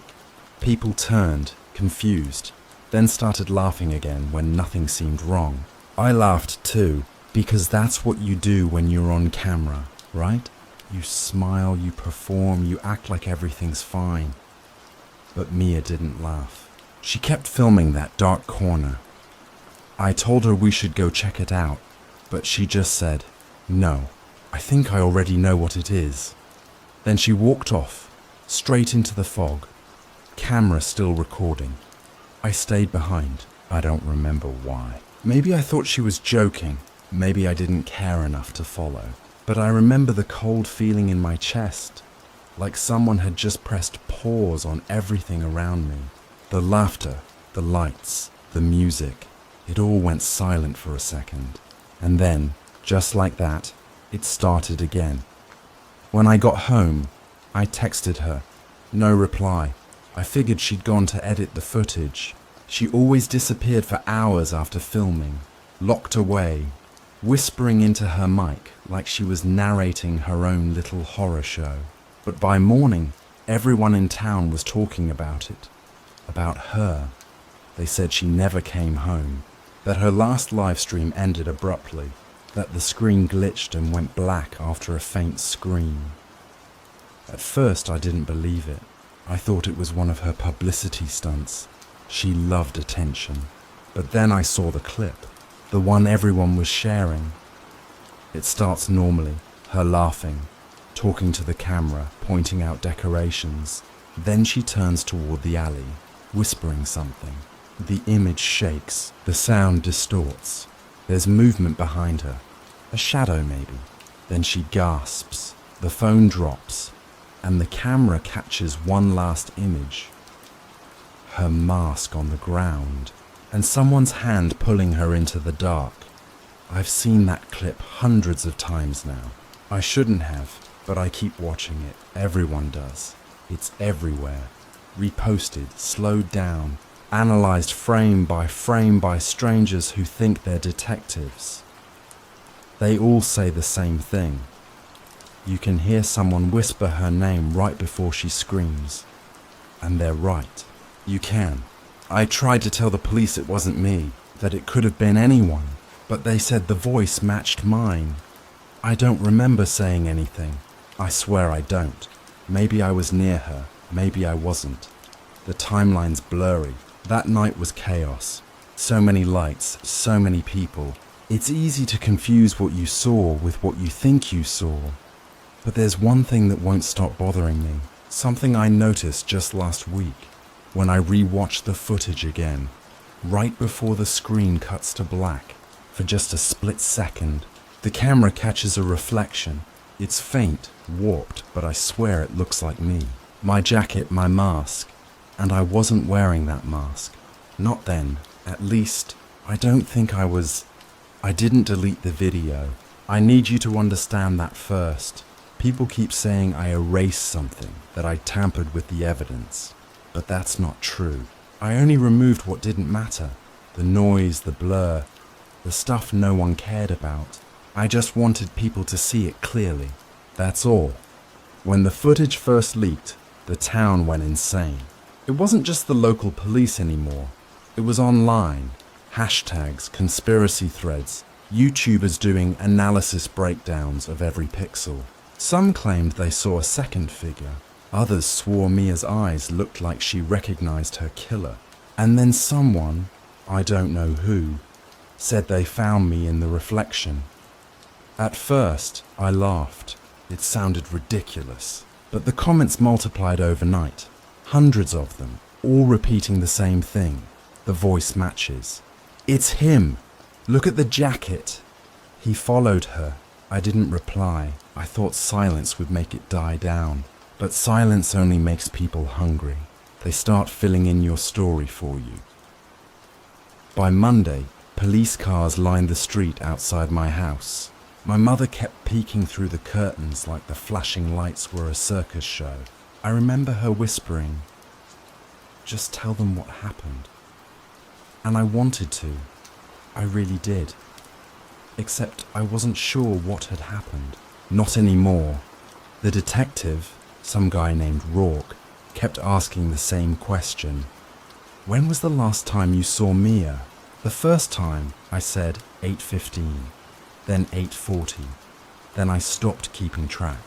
The hours melted together like wet paint. He looked at me like I was lying. Maybe I was, just not on purpose. The footage they showed me didn't help. It was from one of the fairground security cameras, the one mounted above the candy stall. You can see Mia walking into the fog, and a few seconds later, me following. I swear I didn't, or maybe I did. The angle's bad. The lighting's awful. The fog moves like smoke. Sometimes I think the camera was breathing. When they released that clip to the public, everything changed. People stopped waving when I walked by. Kids pointed at me in the grocery store. Someone left a fake blood-stained mask on my porch. The caption on the package said, "For your next video." That's when Eli reached out. He was our third wheel back in high school. The guy who tagged along to help with our videos. Quiet, awkward, camera obsessed. I hadn't talked to him since graduation. But out of nowhere, I got this text. Eli, I saw what you did. I stared at it for a long time before replying. Me. What are you talking about? No response. 5 minutes later, another message. Eli, don't delete anything. I didn't know what that meant. Maybe he was warning me. Maybe he was threatening me. Either way, I didn't sleep that night. Every sound outside made me flinch. The wind scraping the window, the dripping rain, the creak of my phone vibrating on the nightstand. I scrolled through old photos of Mia, trying to find something that proved she was okay, that she wasn't gone. But every picture felt different now, like she was looking through the lens instead of into it. That's when I remembered the argument. It happened earlier that night, right before the fair. I've been trying to piece it together, but it's messy, like an old tape that keeps rewinding on its own. We were sitting in her car, parked near the river. She was talking about ending the channel, said she was tired of fake scares and wanted to film something real. I laughed, said no one wants reality, they want drama. That's what sells. Then she said something else, something I can't forget, even though I wish I could. You're not scared of pretending anymore. You're scared of what's real. She said it quietly, like she knew it would stick, and she was right. Because now, every time I think about that night, I can't tell what's real anymore. What actually happened versus what I remember happening. The cops found her phone 2 days later, in the alley, under a pile of candy wrappers and broken glass. It was waterlogged, but they managed to recover fragments of video. I asked to see them. They said no, so I found another way. Someone online leaked the files.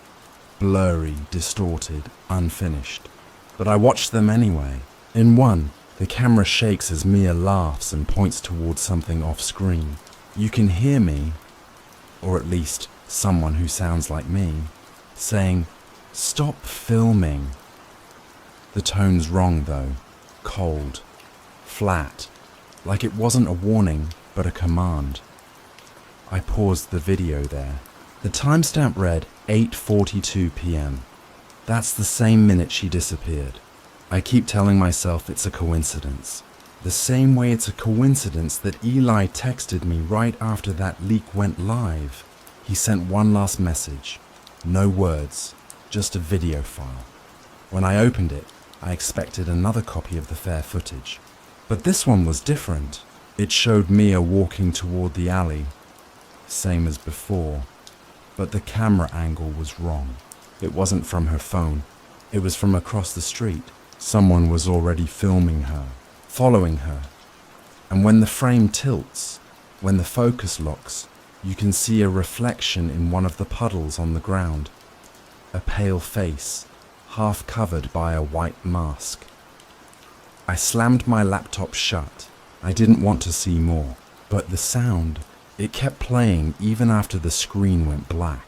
A faint, distorted voice whispering through the speakers. You shouldn't have come back. I don't know who said it. Maybe Eli, maybe me. That's the part no one understands. I didn't kill her. I didn't even see it happen. But someone, or something, wants me to remember it like I did. The police say they'll need to review my devices. I said fine, but I'd already wiped everything the night before. Not because I was hiding anything, I just couldn't stand looking at her face again. Still, when I close my eyes, I see that reflection, her mask on the ground, the puddle trembling, the pale face staring back, and sometimes I swear it blinks. You ever notice how memories look different when you watch them on a screen? Like they've been edited, cropped, filtered, rearranged, until even the worst moments feel cinematic. That's what I thought when they found the footage. It didn't look real. It looked produced. They said it was from a camera no one had accounted for. A live stream that wasn't registered with the town's official broadcast. Someone had hidden it near the alley, facing the fairground. I wasn't supposed to see it, but of course I did. Everyone did. It leaked online before the police could stop it. And that's when everything shifted. At first, I thought it was a hoax. Another one of those internet edits designed to make a villain out of someone. But the audio was too clean, too sharp. You could hear every detail. The wind scraping over the tents. The faint carnival music. The laughter dissolving into screams. Then you hear her, Mia, giggling nervously, saying, "Okay, stop filming me," just before the camera jerks sideways. Then you hear my voice, calm, too calm. "I'm not filming you, Mia. I just want to talk." I swear I never said that. I never even went near that alley. But the voice, the way it trembles, the breath between words, it's mine. There's no denying it. I tried to convince myself it was AI. You know, one of those deepfake voice programs people use to ruin someone's life. But when I listened closer, I heard something underneath the audio. A low hum, like breathing into a mic. My breathing, the same rhythm I make when I'm anxious. It matched perfectly. People online noticed it too. Someone slowed it down and posted side-by-side comparisons. 100% match, the comments said. He's lying. And maybe I was, but only about the parts that didn't make sense. Detective Rourke called me back in after that. He said the footage didn't just show my voice, it showed my reflection. He paused the video on a single frame, pointing at a faint shape in the puddle near Mia's feet. I leaned in close. The quality was awful, full of static and color distortion. But then I saw it. A figure wearing a white mask, my jacket, my build. "I don't even own that mask," I said. He didn't respond. He just looked at me for a long time before asking, "Then why does it look like you're smiling?" That question has been eating me alive ever since. That night, I watched the clip again, over and over. Every time I noticed something new. A movement in the corner, a flicker of light, a shadow that wasn't supposed to be there. It was like the footage was changing, updating itself with details I hadn't seen before. I even tried downloading it, but the file corrupted halfway. The weird part, my camera, the one I used for our YouTube channel, turned on by itself around midnight.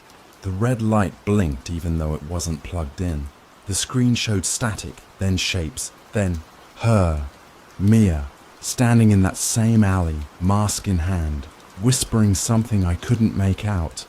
I unplugged everything. I threw the camera into a drawer. But when I checked again the next morning, the battery was dead, and the storage card was empty, completely wiped. That's when Eli texted again, Eli. "They found the other video." Me. "What video?" Eli. "The one you tried to hide." I didn't answer. I didn't have another video, but he sent a link anyway, a private upload. No title, no description, just a timestamp, 8:42 p.m. It started like the others, shaky, dark, the sound of distant laughter. But this time, the camera wasn't pointed at Mia. It was from her perspective. You could see her walking backwards, scared, whispering, "Please stop." And then, for a split second, the camera turns, showing whoever's behind her. It's me. At least it looks like me. Same jacket, same height. But the eyes behind the mask, they're wrong. Too wide, too bright, like they're glowing. I watched that clip frame by frame, searching for anything that would prove it wasn't real. But the lighting, the shadows, even the way my reflection moved, it was perfect. No glitch, no inconsistency. Still, I know what I saw that night. I wasn't near her. I was by the parking lot, arguing with Eli. I remember the smell of gasoline, the sound of the generator humming, the rain starting to fall.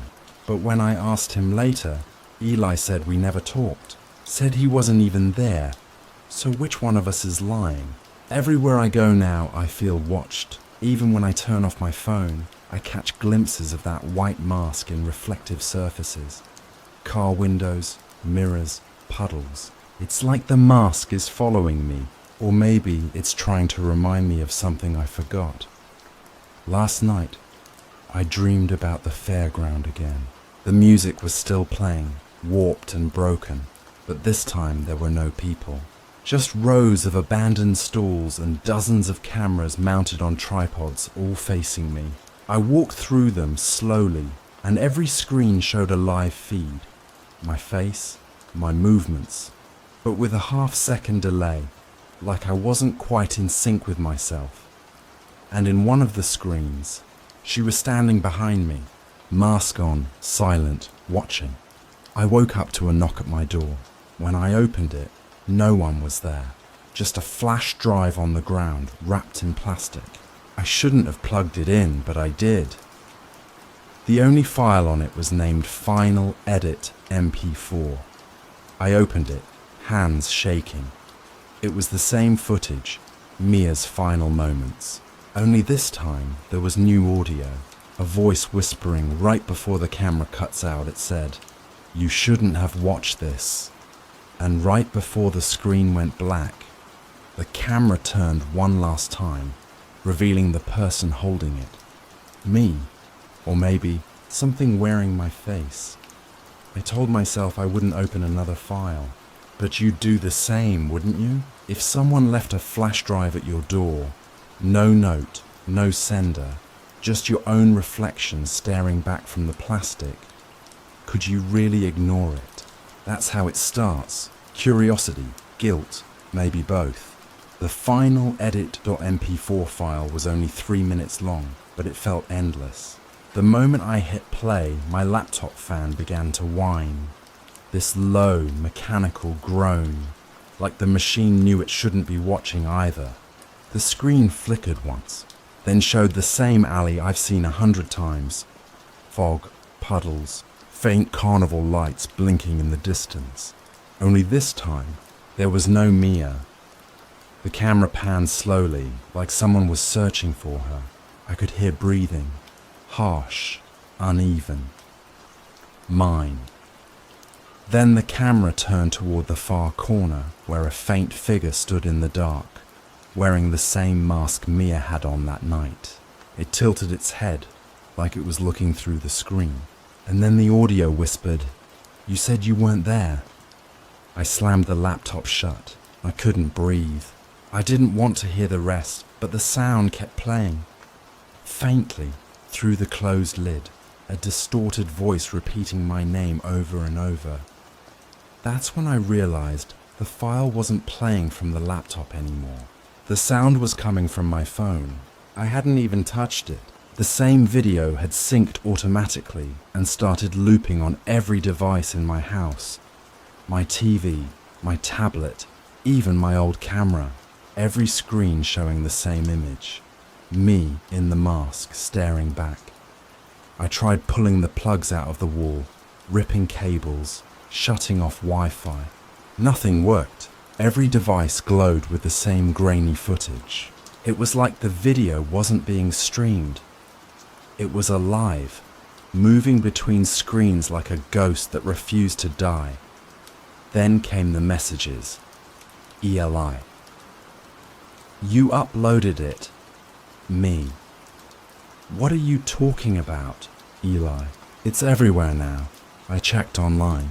The video, my version, the corrupted one, had gone viral. Thousands of views in minutes.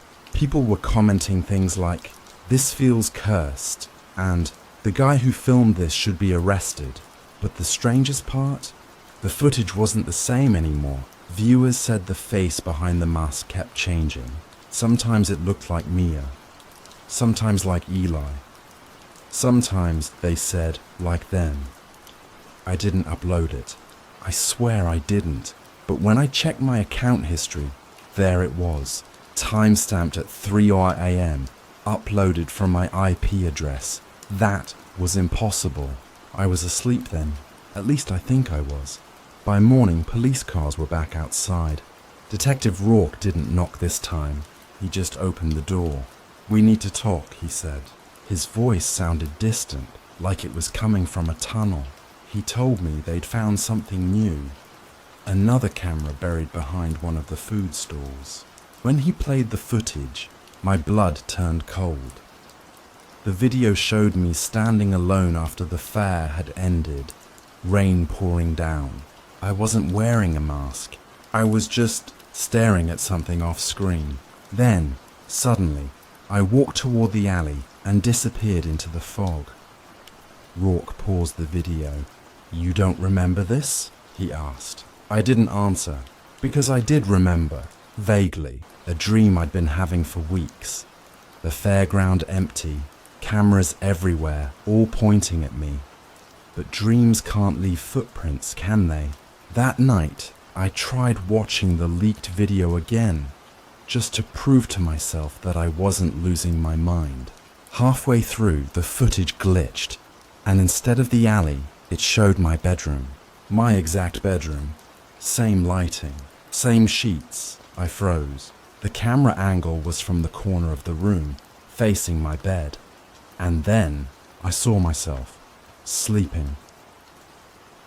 The timestamp on the screen read, "Live."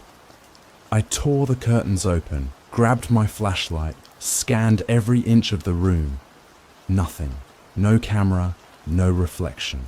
But when I looked at my laptop, the live feed was still running. Only now, the version of me on screen was awake, staring directly into the camera, and smiling. I slammed the lid shut again, but the faint glow still seeped through the cracks. I unplugged the laptop, but the sound continued. That same whisper from before. "You said you weren't there." I didn't sleep at all. I sat on the floor till dawn, phone in my hand, waiting for Eli to text again. He didn't. But around sunrise, a new email notification popped up. No subject line, just a file attachment named The End. I shouldn't have opened it. God, I wish I hadn't. It was the same video. Or maybe not. The colors were colder this time, the shadows deeper. The camera moved like it was floating, weaving through the empty fairground until it stopped in front of a mirror. My mirror, and reflected in it, wasn't the masked figure anymore. It was me, but older, thinner, pale. I was holding the camera, breathing heavily. Then the reflection spoke, even though I didn't. "You've been filming this the whole time." The screen cut to black. For a few seconds, I sat there frozen, waiting for the playback bar to end. But it didn't. The timer kept going. 3:02, 3:03, 3:04. No matter how long I waited, the file never finished. It just kept looping, showing fragments of nights I don't remember. Me walking through the fair, me arguing with Mia, me looking into the lens and whispering something I can't make out. And every loop ends the same way, the reflection turning toward the camera and saying, "Do you believe me now?" I don't upload videos anymore.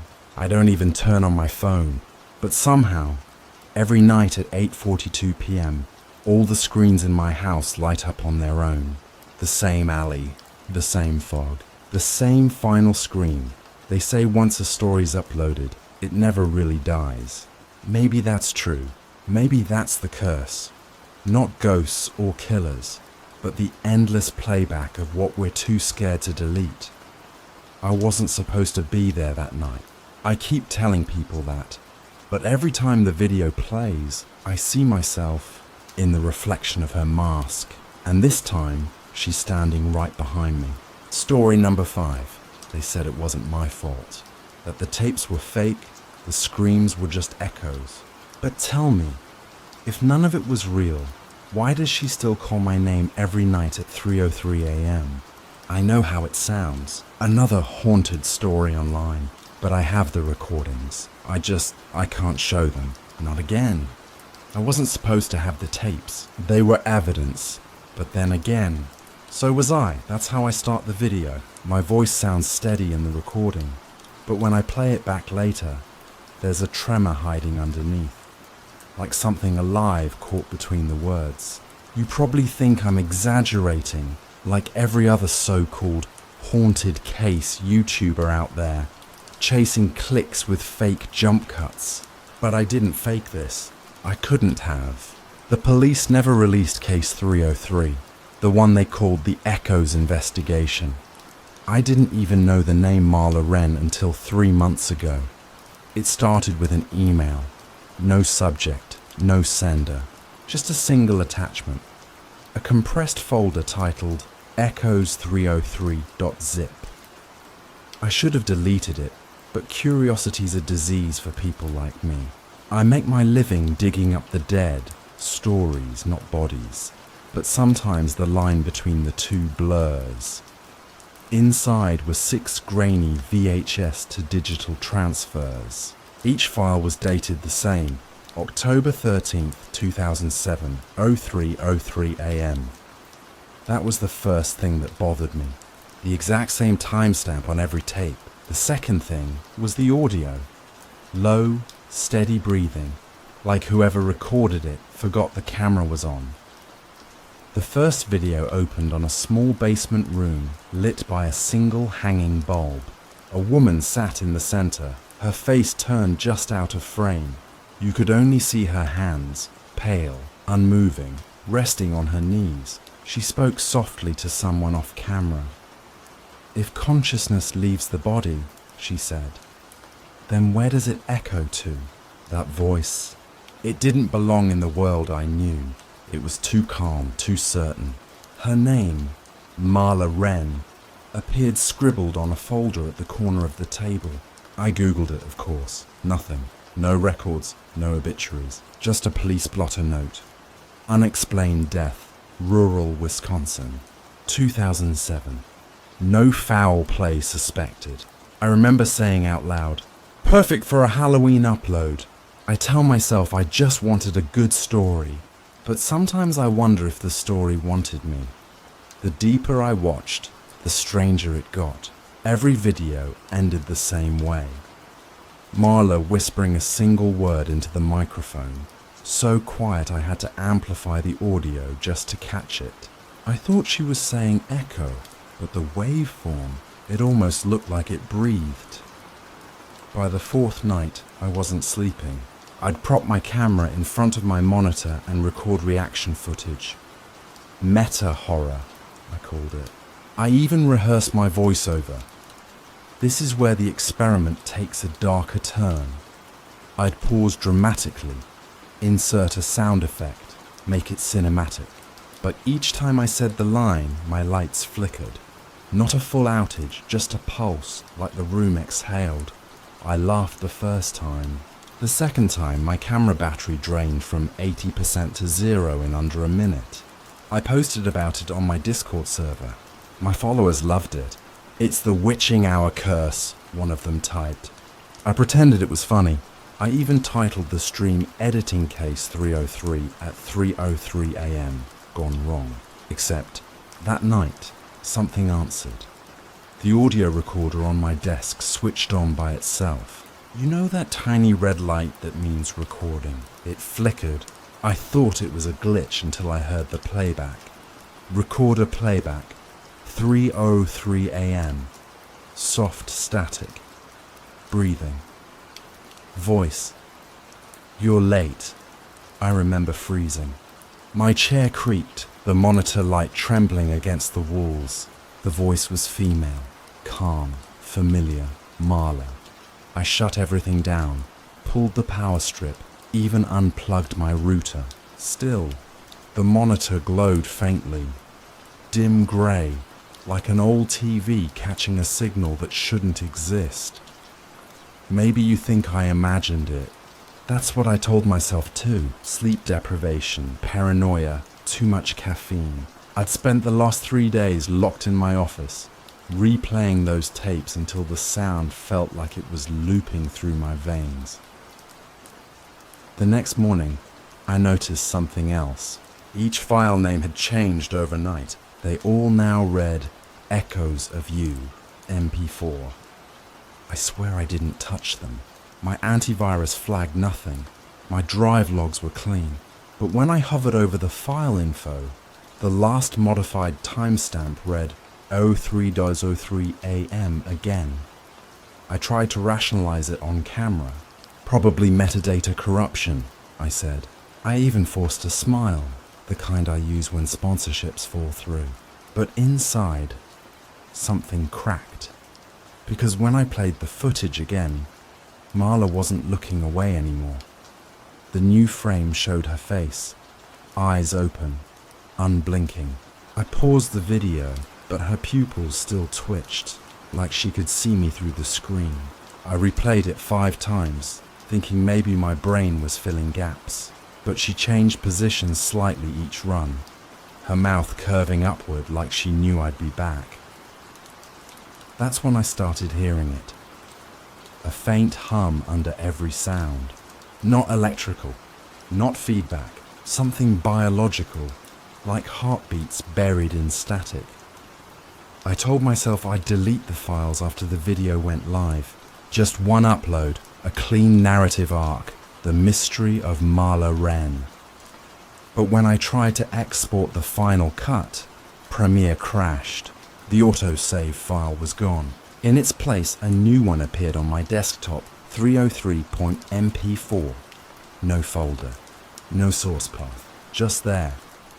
When I opened it, the footage began with me, sitting exactly as I was. Same hoodie, same lighting. Except in that version, I wasn't speaking. I was staring at the lens, motionless, as if waiting for something. Then, faintly, a whisper behind the camera. Turn around. The video ended in static. I tore the webcam from my monitor. The USB port sparked, tiny burn marks curling at the edge. My reflection on the black screen flickered twice. Once me, once her. I didn't upload that night. Couldn't. But I left the files where they were. Part of me wanted proof that it wasn't all in my head. Another part didn't want to wake whatever lived inside those frames. At 3:02 a.m., I started recording again. This video, the one you're watching now. The hum had already begun in the walls, the faint buzz before the hour strikes. I told myself I'd capture everything, document it, analyze it, own it. Then, exactly as the clock hit 3:03, the microphone popped, and someone, no, something, spoke my name. Eli, my real name. The one I never say on camera. The recording cuts there. But if you listen closely, right before the static takes over, you can hear a second voice whisper back. I don't remember saying it, but it's mine. I'm listening. And that's where this begins, the hour that never ends. The thing about sleepless nights is that the silence starts lying too. You. That's how I opened my next recording. Except I didn't remember hitting record. When I found the file the next morning, I was already mid-sentence, eyes hollow, voice flat, like someone narrating a memory they hadn't lived yet. The timestamp, 3:03 a.m. I thought I'd stopped filming after the last video, thought I'd unplugged everything, but the camera, different angle this time, had been set up across the room, facing my bed. The lens was focused not on me, but on the dark corner behind me, and in that corner, the shadows moved. I replayed the clip 5 times. Every loop made the air around me feel thinner. You know that electric tension before a storm hits? That's what it felt like inside my head, like static between my heartbeats. I told myself I was imagining it. That sleep deprivation was messing with my perception. I'd been awake for 36 hours straight, maybe more. Still, I couldn't shake the sound buried under the footage. A faint rhythmic pulse, matching my own heartbeat. When I scrubbed the audio and isolated the hum, it wasn't just noise. There were syllables, fragmented words like breath trying to become language. It almost sounded like Eli, stay awake. So I did. I made coffee, turned every light on, opened all 6 tapes again. I told myself I'd decode them, find patterns, logic, proof. Marla's final experiment had been about recording consciousness at the threshold of death. If I could understand what she'd done, maybe I could end this loop. Maybe I could explain it. That's when Theo called. Theo's my editor, my oldest friend actually. He's the one who fixes my mess when I forget to color correct or sync audio. The last person I trust with raw footage. His voice over the phone was groggy, cautious. Bro, what the hell did you send me? What do you mean? The file, 303 cut final. You were whispering to someone. Looked like you hadn't slept in days. And your eyes. He trailed off, then forced a laugh. Forget it. It's just, you didn't blink once. For 6 minutes. I told him it must have been an editing glitch. But after he hung up, my phone buzzed with a text from him. Theo. Dude, don't upload that. Seriously. There's something off in that video. Like it's watching me back. I ignored it because I needed to know. Needed to see what he saw. When I opened the project file, the footage didn't start from the beginning. It jumped straight to a frame of me sitting perfectly still. Eyes fixed on the lens, lips barely parting. The background flickered, the shadows shifting like slow water. Then, from behind the camera, a whisper, "You promised you wouldn't leave." I slammed the laptop shut.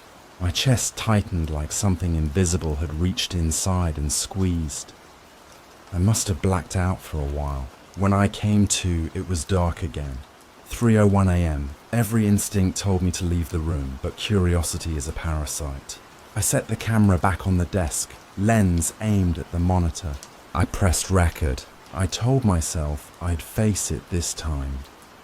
Watch until 3:03 and see what really happens.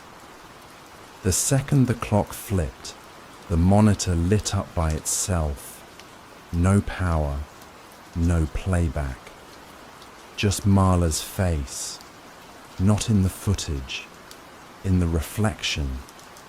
She wasn't looking at the camera, she was looking past it, at me. The air pressure in the room changed. My eardrums throbbed with a low hum like being underwater. My own reflection glitched, frames skipping, flickering, fragments of my face merging with hers. I remember whispering, "What do you want?"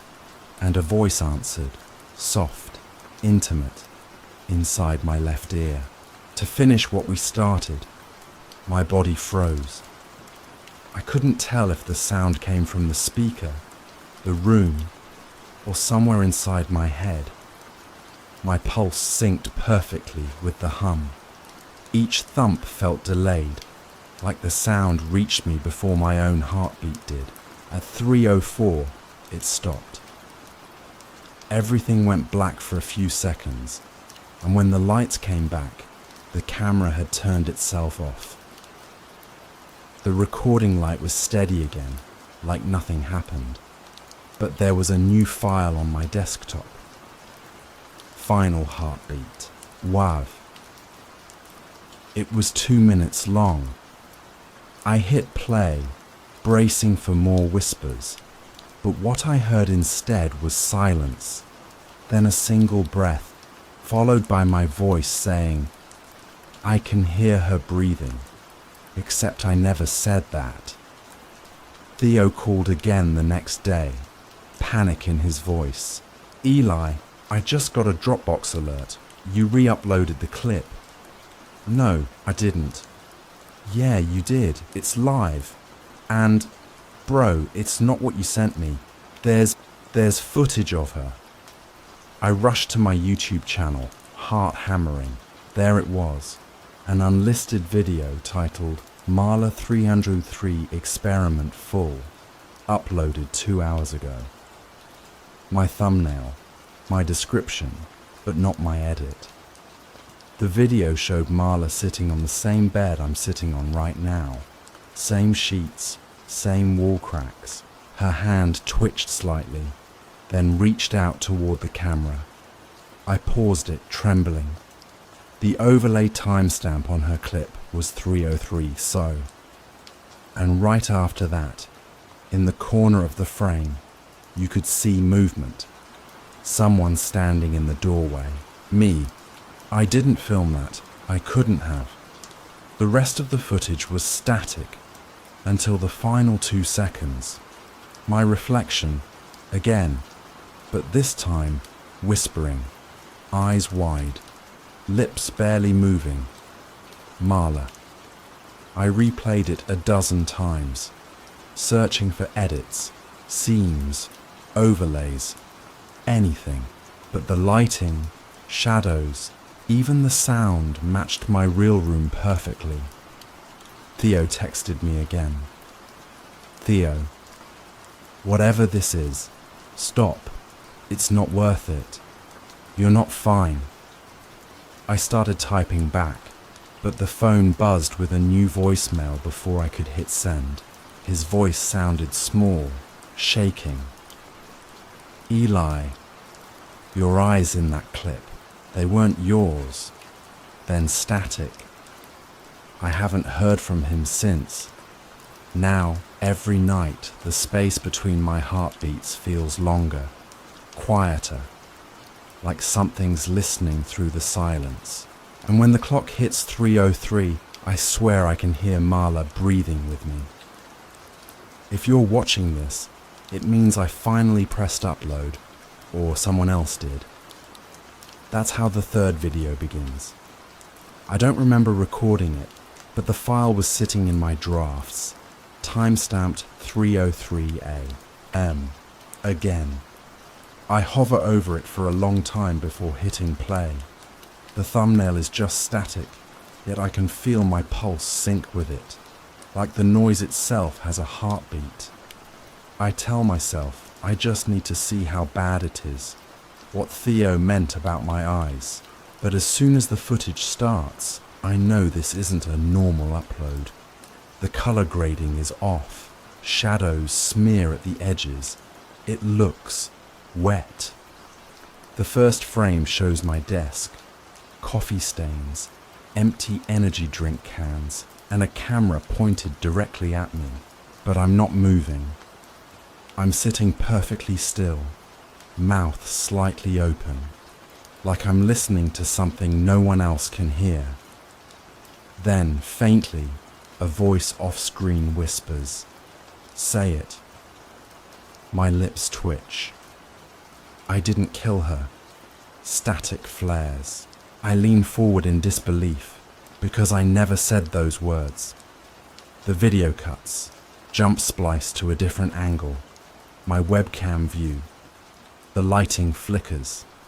The monitor shows thumbnails of my past uploads, but every title has changed. The Haunting of Room 3003, The Witching Hour Tapes, Marla's Last Breath. None of these are real videos. At least, I don't think they are. Then, a sharp inhale behind the camera. Female. Familiar. Marla. I pause the playback and notice my reflection in the dark screen. For a moment, it doesn't blink when I do. Theo's number flashes on my phone. I hesitate, then answer. Theo. Eli, what did you do? His voice is cracked, almost crying. You sent me another file, same folder. It's not a video, it's security cam footage from your apartment. That's impossible, I don't even... You're in it, man. But the time code says 2 hours from now. The call drops. I stare at the screen. 2 hours from now is 3:03 a.m. The air feels heavy, as if the room itself is waiting. I decide to check the folder he mentioned. Echoes. 3003 backups. I swear it wasn't there yesterday. Inside, there's a single file. Final transmission.movie. The thumbnail is my own face, frozen mid-screen. I don't open it. Not yet. Instead, I start talking to the camera, documenting everything, like confession therapy. I tell my audience about the tapes, the whispers, the way time seems to loop around 3:03. I sound desperate, manic. Every few seconds I glance toward the door, expecting someone to answer. Somewhere between sentences, I start remembering things that don't fit. Marla wasn't just a name on the tape. She was real. I remember the apartment she rented. Bare walls, metallic smell, a camera always rolling. I remember her hands shaking as she adjusted the tripod. She was my partner, my experiment.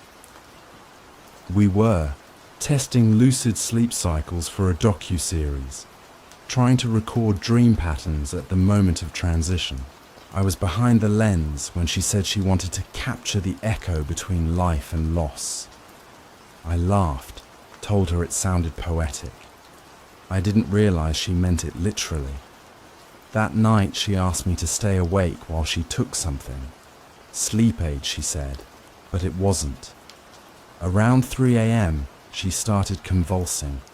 I called her name, shook her, tried to wake her up, but she just stared through me. The camera kept rolling. When the paramedics came, they said she was gone. Heart stopped at 3:03 a.m. I deleted the footage, or thought I did, until the email arrived months later.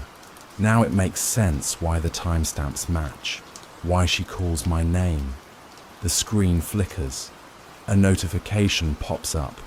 Uploading. Final transmission.move. 97%. I didn't click upload. I lunge for the keyboard, but the progress bar freezes at 99%. My speakers hiss. Then a voice leaks through. Finish it, Eli. I pull the plug. Everything dies. Lights, monitor, even the hum of the fridge.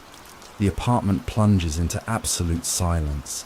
Then, 3 slow knocks at the door. I whisper, Theo. No answer. My phone buzzes.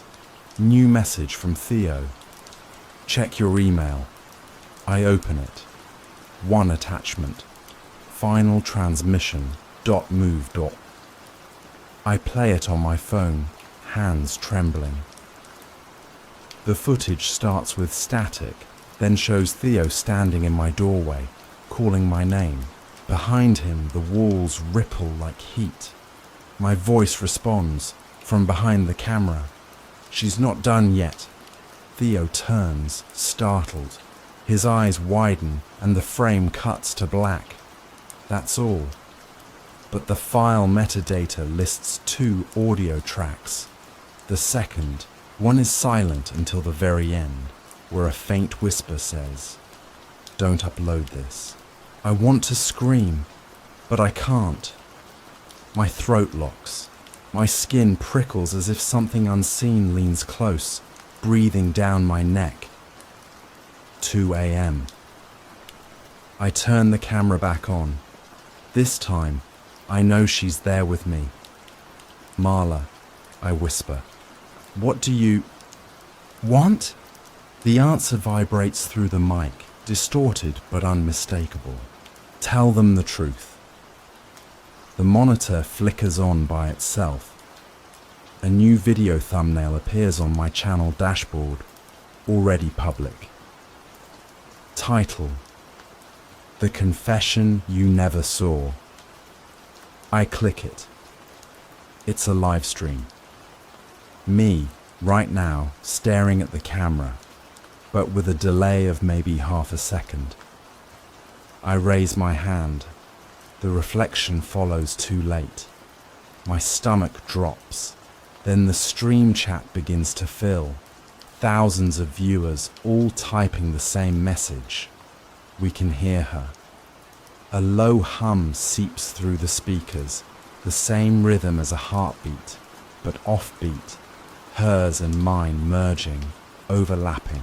The lights dim to that sickly underwater blue. I hear Theo's voice, faint. Eli, you promised you'd stop recording. I grab the lens, shaking. I didn't mean to. The live stream glitches. My face fractures into fragments. Marla's superimposed over mine. For one horrifying instant, our eyes align. She smiles. The screen cuts to black. My monitor goes cold. Now the only thing left glowing in the dark is the upload bar. 100%, and somewhere inside the static, I can still hear her whisper, soft and satisfied. We're live. If you're still watching, stop. That's the first thing I say when the camera turns on again. My voice sounds wrecked, stripped raw. The live chat replays at the edge of the screen. Hundreds of comments looping the same phrase. We can hear her. I want to reply to tell them it's not real, but every time I type, the letters vanish on their own. 3 a.m. again. Always 3003. The monitor hums with that static heartbeat. The air tastes metallic, like I'm breathing in electricity. I point the camera at myself. My reflection on the stream looks pale, hollow-eyed. The shadows carved too deep, as if someone sculpted me from wax and forgot to add warmth. Then I hear her, a whisper close enough to feel. Show them. I don't argue. I turn the camera toward the hallway. The door to my editing room hangs half open, creaking with the rhythm of my pulse. The corridor beyond is darker than it should be. The light never reaches the end. I take one step forward, every floorboard moaning beneath my weight. The chat explodes, people typing "don't go" in a wave of white text. The deeper I go, the colder it gets. The air vibrates like an invisible bass note, and somewhere inside that sound, a woman's voice hums a lullaby I half remember. Marla used to hum that when she edited late at night. Eli, she whispers again. Playback. The editing suite is exactly how we left it. 2 monitors, a microphone, and a cracked mug that still smells faintly of burnt coffee. But there's something new on the screen. A folder titled Playback 303. Inside are 5 videos, all timestamped 3:03 a.m., each from a different night. I click the first. The footage shows me sleeping on the couch. The camera zooms closer on its own. My body twitches, then sits upright, eyes open, unfocused. I walk to the desk, open the laptop, and start typing something I can't read. Then I look directly into the lens and whisper, "She's almost done sinking." I skip to the next video. This one's worse. I'm standing in front of the mirror, repeating the same words over and over. Don't upload this. My reflection smiles even when I don't. By the 3rd clip, I'm screaming at the empty air, begging something to stop. Behind me, faintly, Marla's shape flickers, half lit, half shadow. moving in a way the human body shouldn't. The fourth video freezes on a frame of static that forms a sentence. One left. The fifth file is locked. Its icon pulses like a heartbeat. The properties read, length, 0303, name, playback.final.move, status, recording, not recorded.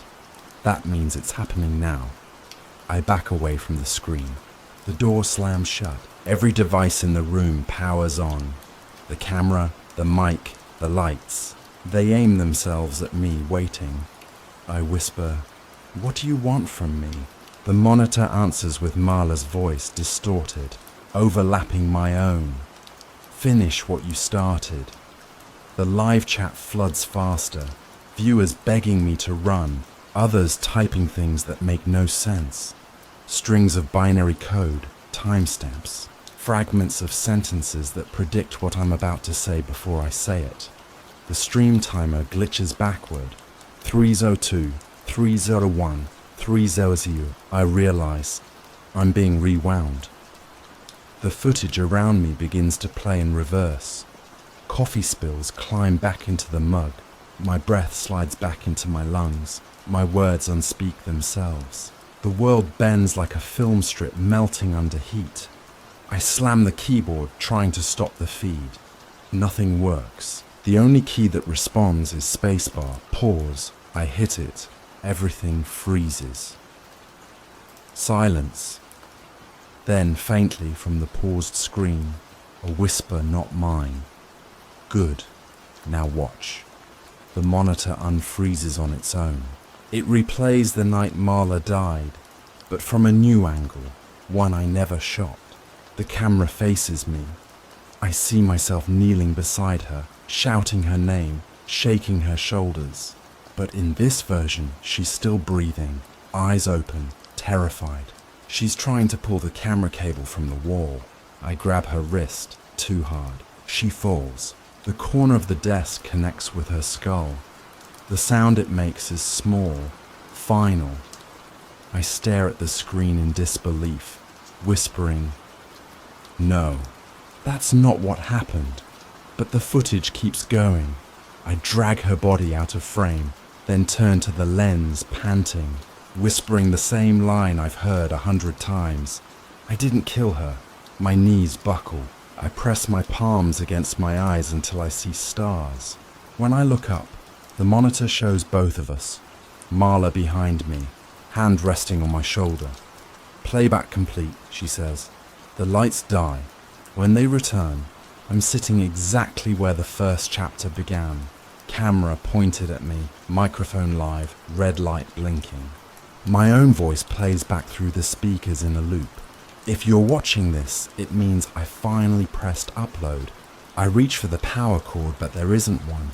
The equipment hums without electricity, feeding on something else. Maybe the attention, maybe me. Then I notice the counter in the corner of the stream. Viewers, 3,303. Each second, it climbs. Outside the window, the city is still, frozen in that dead blue glow. A faint knock echoes, not at the door this time, but from inside the screen. Marla's reflection tilts her head. "Say it again," I whisper. "I didn't mean to." She smiles. "Then let them see." The stream timer hits 0 arrow. The chat erases itself, replaced by a single line of text. Echo complete. The monitor flashes white, then black. When vision returns, I'm staring at my own channel dashboard. Every past video is gone. Only one remains, uploaded 2 minutes ago. Title, playback. Description, live forever. I hover over it, afraid to click, but the thumbnail changes before my eyes. It's not me anymore. It's you, your face, faintly reflected through the glass. For a second, you look confused, the way I did the first time. Then you lean closer to your screen, maybe thinking it's a trick of the light. The audio beneath the silence begins to loop that same heartbeat hum, 3 a.m. Somewhere, your speakers crackle. A whisper leaks through, soft, familiar, patient. Your turn. And as you stare, the upload bar on your screen begins to move. 1%, 2%, 3%. No camera attached, no program open. Just the echo, just the playback. We're live.